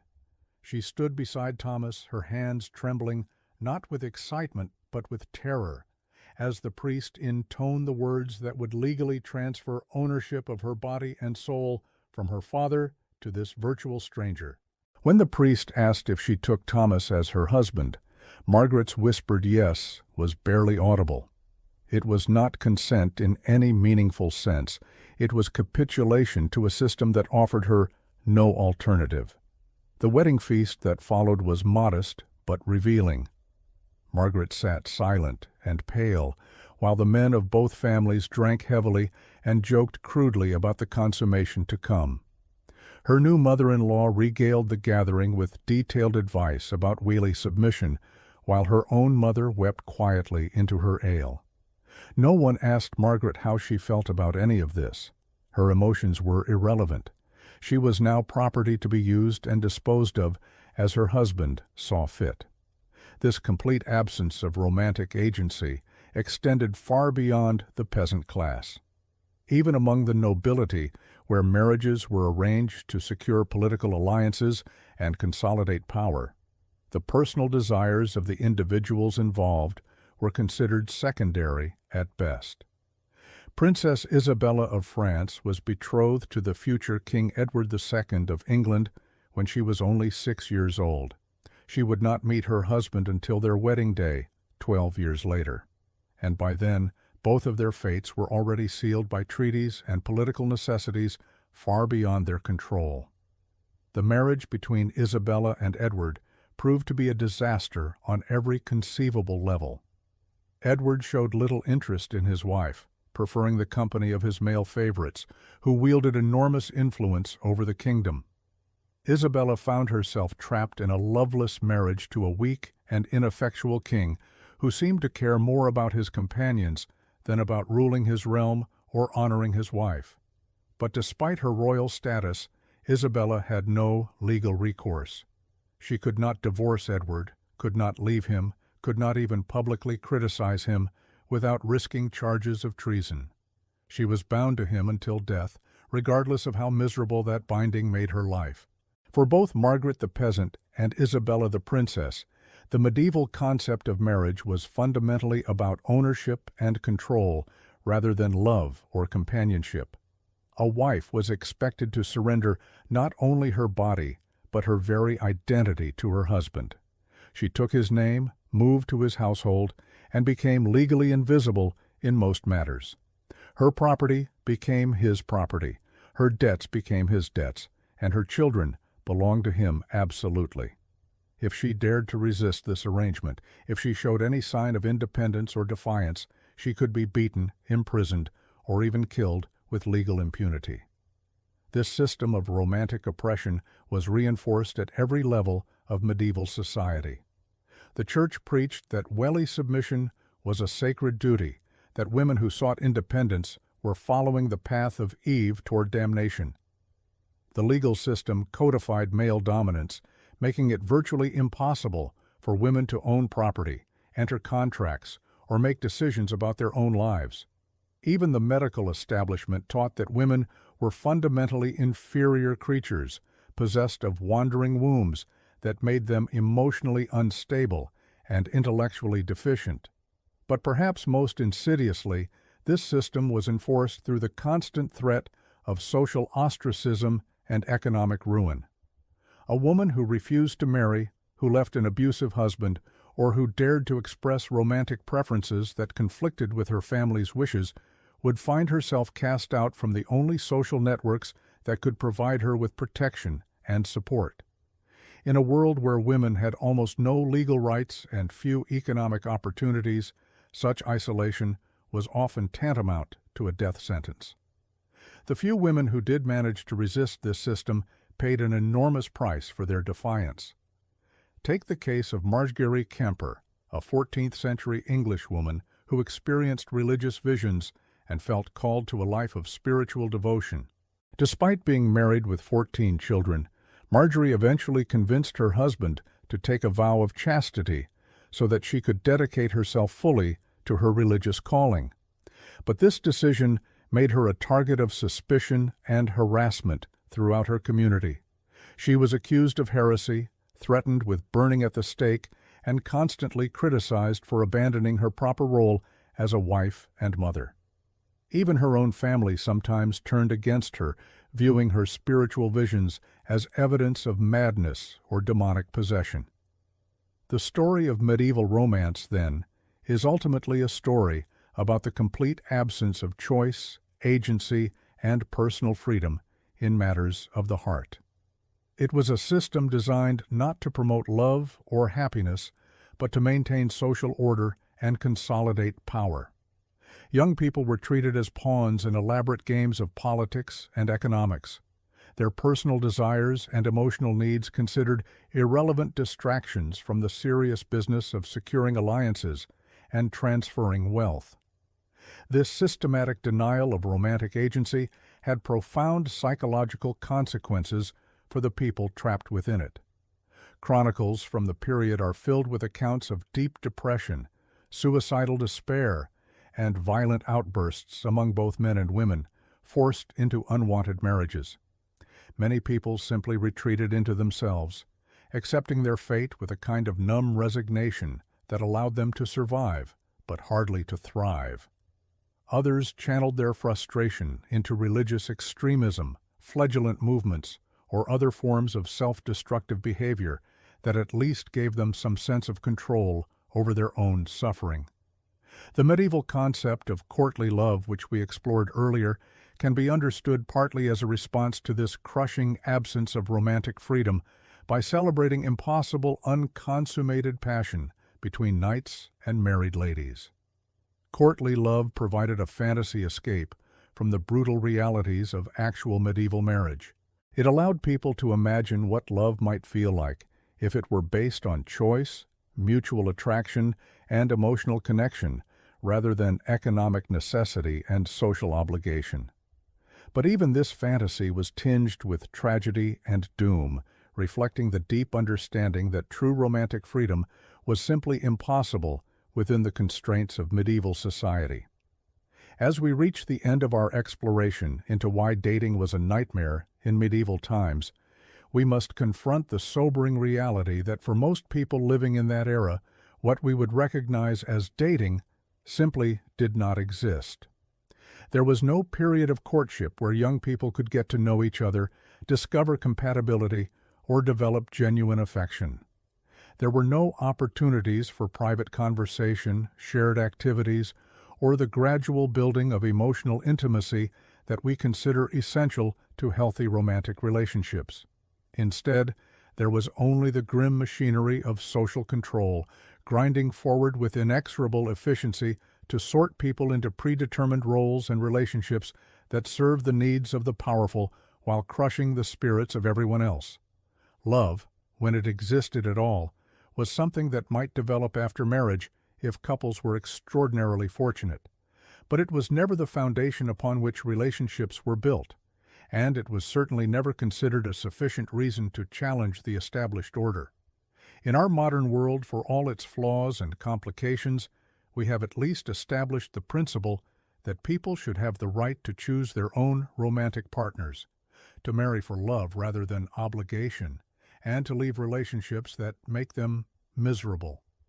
These freedoms, which we often take for granted, would have seemed like impossible dreams to our medieval ancestors. They represent centuries of struggle against systems of oppression and control that once seemed as permanent and unchangeable as the stones of the great cathedrals. When we complain about the difficulties of modern dating, the awkwardness of first meetings, the challenge of finding compatible partners, the pain of romantic rejection, we should remember Margaret trembling at her wedding to a man she feared, and Isabella trapped in a loveless marriage to a king who ignored her. We should remember all the countless individuals whose names history has forgotten, who lived and died without ever experiencing the simple joy of choosing to be with someone who truly cared for them. The nightmare of medieval dating was not just about the practical hardships we've explored throughout this series, the disease, the violence, the superstition, and the social constraints. It was about the fundamental denial of human dignity and agency in matters of the heart. It was about a world where love was considered dangerous, choice was forbidden, and happiness was sacrificed on the altar of social stability and political necessity. In understanding this dark chapter of human history, we can better appreciate not only how far we've come, but how precious and fragile our modern freedoms truly are. Based on the script summary and reference files, here's part 11 of the 12-part script for why dating was a nightmare in medieval times. As the shadows of the medieval world grew longer and the specter of mortality loomed ever closer, love itself became perhaps the most dangerous gamble of all. For in this harsh realm, where death could strike without warning, where accusations could destroy lives in an instant, and where the very act of survival consumed every waking hour, the pursuit of romantic connection was fraught with perils that would terrify even the bravest souls. Consider, if you will, the plight of young Margaret, a peasant girl of 17 summers who had caught the eye of Thomas, the blacksmith's apprentice. In our modern world, such a courtship might begin with casual conversation, perhaps a coffee date, maybe some innocent text messages. But in Margaret's world, even the simplest expression of mutual attraction could spiral into accusations of witchcraft, demonic possession, or moral corruption that could end with both lovers burning at the stake. The Church's iron grip on matters of the heart meant that love was not seen as a beautiful emotion to be celebrated, but as a dangerous weakness that could lead souls astray. Priests warned from their pulpits that romantic passion was nothing more than the devil's snare designed to corrupt the faithful and drag them down to eternal damnation.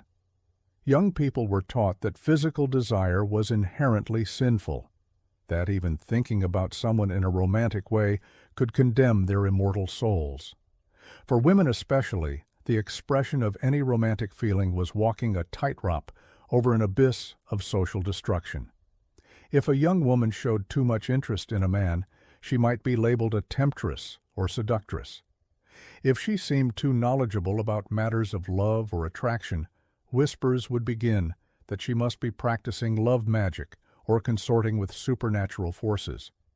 The line between normal human emotion and suspected witchcraft was so thin, it was practically invisible. And what of the physical realities of medieval romance? In a world without modern hygiene, without understanding of disease transmission, without even the most basic medical knowledge, intimate relationships were literally life-threatening endeavors.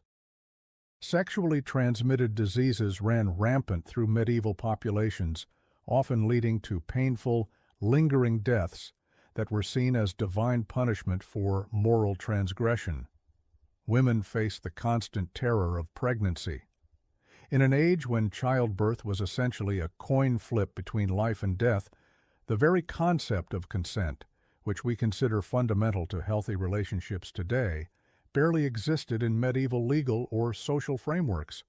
Women were considered property first of their fathers, then of their husbands. A woman's desires, preferences, or feelings about potential romantic partners were not just irrelevant. They were potentially dangerous if they conflicted with the economic or political arrangements made by the men who controlled her life. Even for those fortunate enough to find genuine love within the constraints of their society, the constant threat of separation loomed large. Wars could tear lovers apart at a moment's notice, with men conscripted into armies that might march hundreds of miles away, never to return. Plagues could sweep through communities, claiming one partner while sparing the other, leaving behind only grief and memories. Economic hardship could force families to make devastating choices about which children to keep fed and which to send away. The emotional toll of such uncertainty was crushing. Imagine trying to build a loving relationship while knowing that, at any moment, your beloved could be accused of heresy, dragged away by soldiers, struck down by disease, or simply disappear into the vast, dangerous wilderness that lay beyond every village. The psychological stress of such constant threat would be overwhelming by any standard. Yet, medieval people were expected to simply accept this as the natural order of things. For those who did manage to marry, the challenges were far from over. Medieval marriages were business arrangements first and foremost, designed to consolidate wealth, secure political alliances, or ensure economic survival. Love, if it developed at all, was considered a pleasant bonus rather than the foundation of the relationship. Couples were expected to produce children quickly and frequently, regardless of their emotional connection or physical compatibility. The home itself offered little sanctuary for romantic feeling. Medieval houses were cramped, cold, and utterly lacking in privacy. Extended families, servants, and even livestock often shared the same living spaces. The idea of intimate moments between spouses was largely theoretical when children, in-laws, and farm animals were constant witnesses to every interaction. Romance requires some degree of privacy and comfort, luxuries that were virtually unknown to all but the wealthiest nobles. Even the language of love was constrained by the limited vocabulary and rigid social expectations of the time. The flowery poetry and elaborate courtship rituals that we associate with medieval romance were exclusively the province of the aristocracy, and even then they often celebrated impossible unrequited love rather than actual attainable relationships. For common people, expressions of affection were necessarily simple, practical, and often coded in religious or economic terms. The seasonal rhythms of agricultural life meant that even the timing of romance was dictated by external forces. Courtship and marriage were often scheduled around planting and harvest times with little regard for the emotional readiness or desires of the participants. Young people might find themselves betrothed during busy seasons when they had no time to get to know each other, then expected to consummate their unions during the brief lull between backbreaking periods of farm labor. Perhaps most tragically, the very brevity of medieval life meant that even successful romantic relationships were likely to be cut short.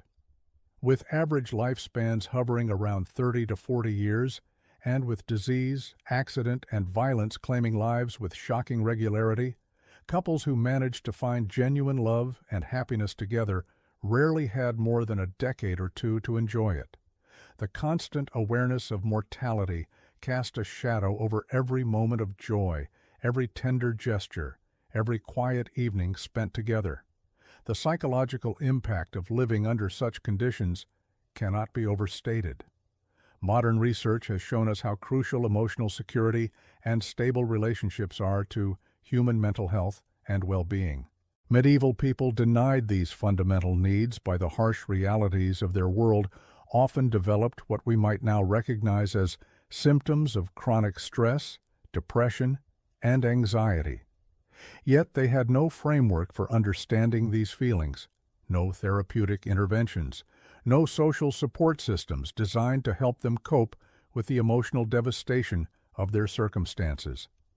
In this context, it becomes clear why so many medieval accounts of love are tinged with desperation, obsession, and tragedy. When romantic connection is both desperately needed and incredibly dangerous to pursue, when the stakes are literally life and death, when every expression of feeling must be weighed against the possibility of social destruction or eternal damnation. Love becomes not a source of joy, but a source of profound anxiety and fear. This was the world that shaped medieval attitudes toward romance and relationships for centuries. A world where love was simultaneously the most human of desires and the most dangerous of pursuits, where the simple act of caring for another person could be twisted into evidence of moral corruption or supernatural influence, where the gender that was most vulnerable to accusations of witchcraft and moral failing was also expected to bear the greatest burden of romantic initiative and emotional labor. The legacy of these medieval attitudes toward love and sexuality would persist long after the Middle Ages ended, shaping Western culture's approach to romance, marriage, and gender relations for centuries to come. The idea that female sexuality is inherently dangerous, that romantic passion is morally suspect, that love should be subordinated to practical considerations. These notions, forged in the crucible of medieval hardship and superstition, would echo through the generations, influencing how people thought about relationships well into the modern era. And yet, despite all these obstacles, despite the crushing weight of social expectation and supernatural fear, despite the constant threat of death and destruction, love somehow persisted, in quiet moments stolen between the grinding demands of survival, in glances exchanged across crowded market squares, in small acts of kindness and protection. Medieval people found ways to care for each other. Their love may have been constrained, threatened, and often tragically brief, but it endured nonetheless, a testament to the indomitable nature of human connection even in the darkest of times. So we've journeyed through the grim realities of medieval Scotland, where life was indeed a brutal struggle for survival. From the endless cycle of clan warfare and blood feuds to the grinding poverty of the peasantry, from the oppressive power of the church to the devastating plagues that swept the land. It painted a picture of unrelenting hardship. But as we close this exploration of Scotland's darkest chapter, let us remember that even in those harsh times, there were glimmers of hope and humanity. The quiet dignity of the common folk who endured generation after generation, the bonds of kinship and community that sustained people through the bleakest winters, and the stubborn spirit of independence that would eventually forge a nation. The medieval Scots may have lived short, difficult lives, but their legacy endures in the very character of Scotland itself, in its fierce pride, its resilience in the face of adversity, and its unbreakable sense of identity. Their struggles were not in vain, for they laid the foundations upon which a freer, more prosperous Scotland would eventually be built. So, as we drift off to sleep, Let us honor the memory of those forgotten souls who came before us and be grateful for how far we've come from those dark and desperate times.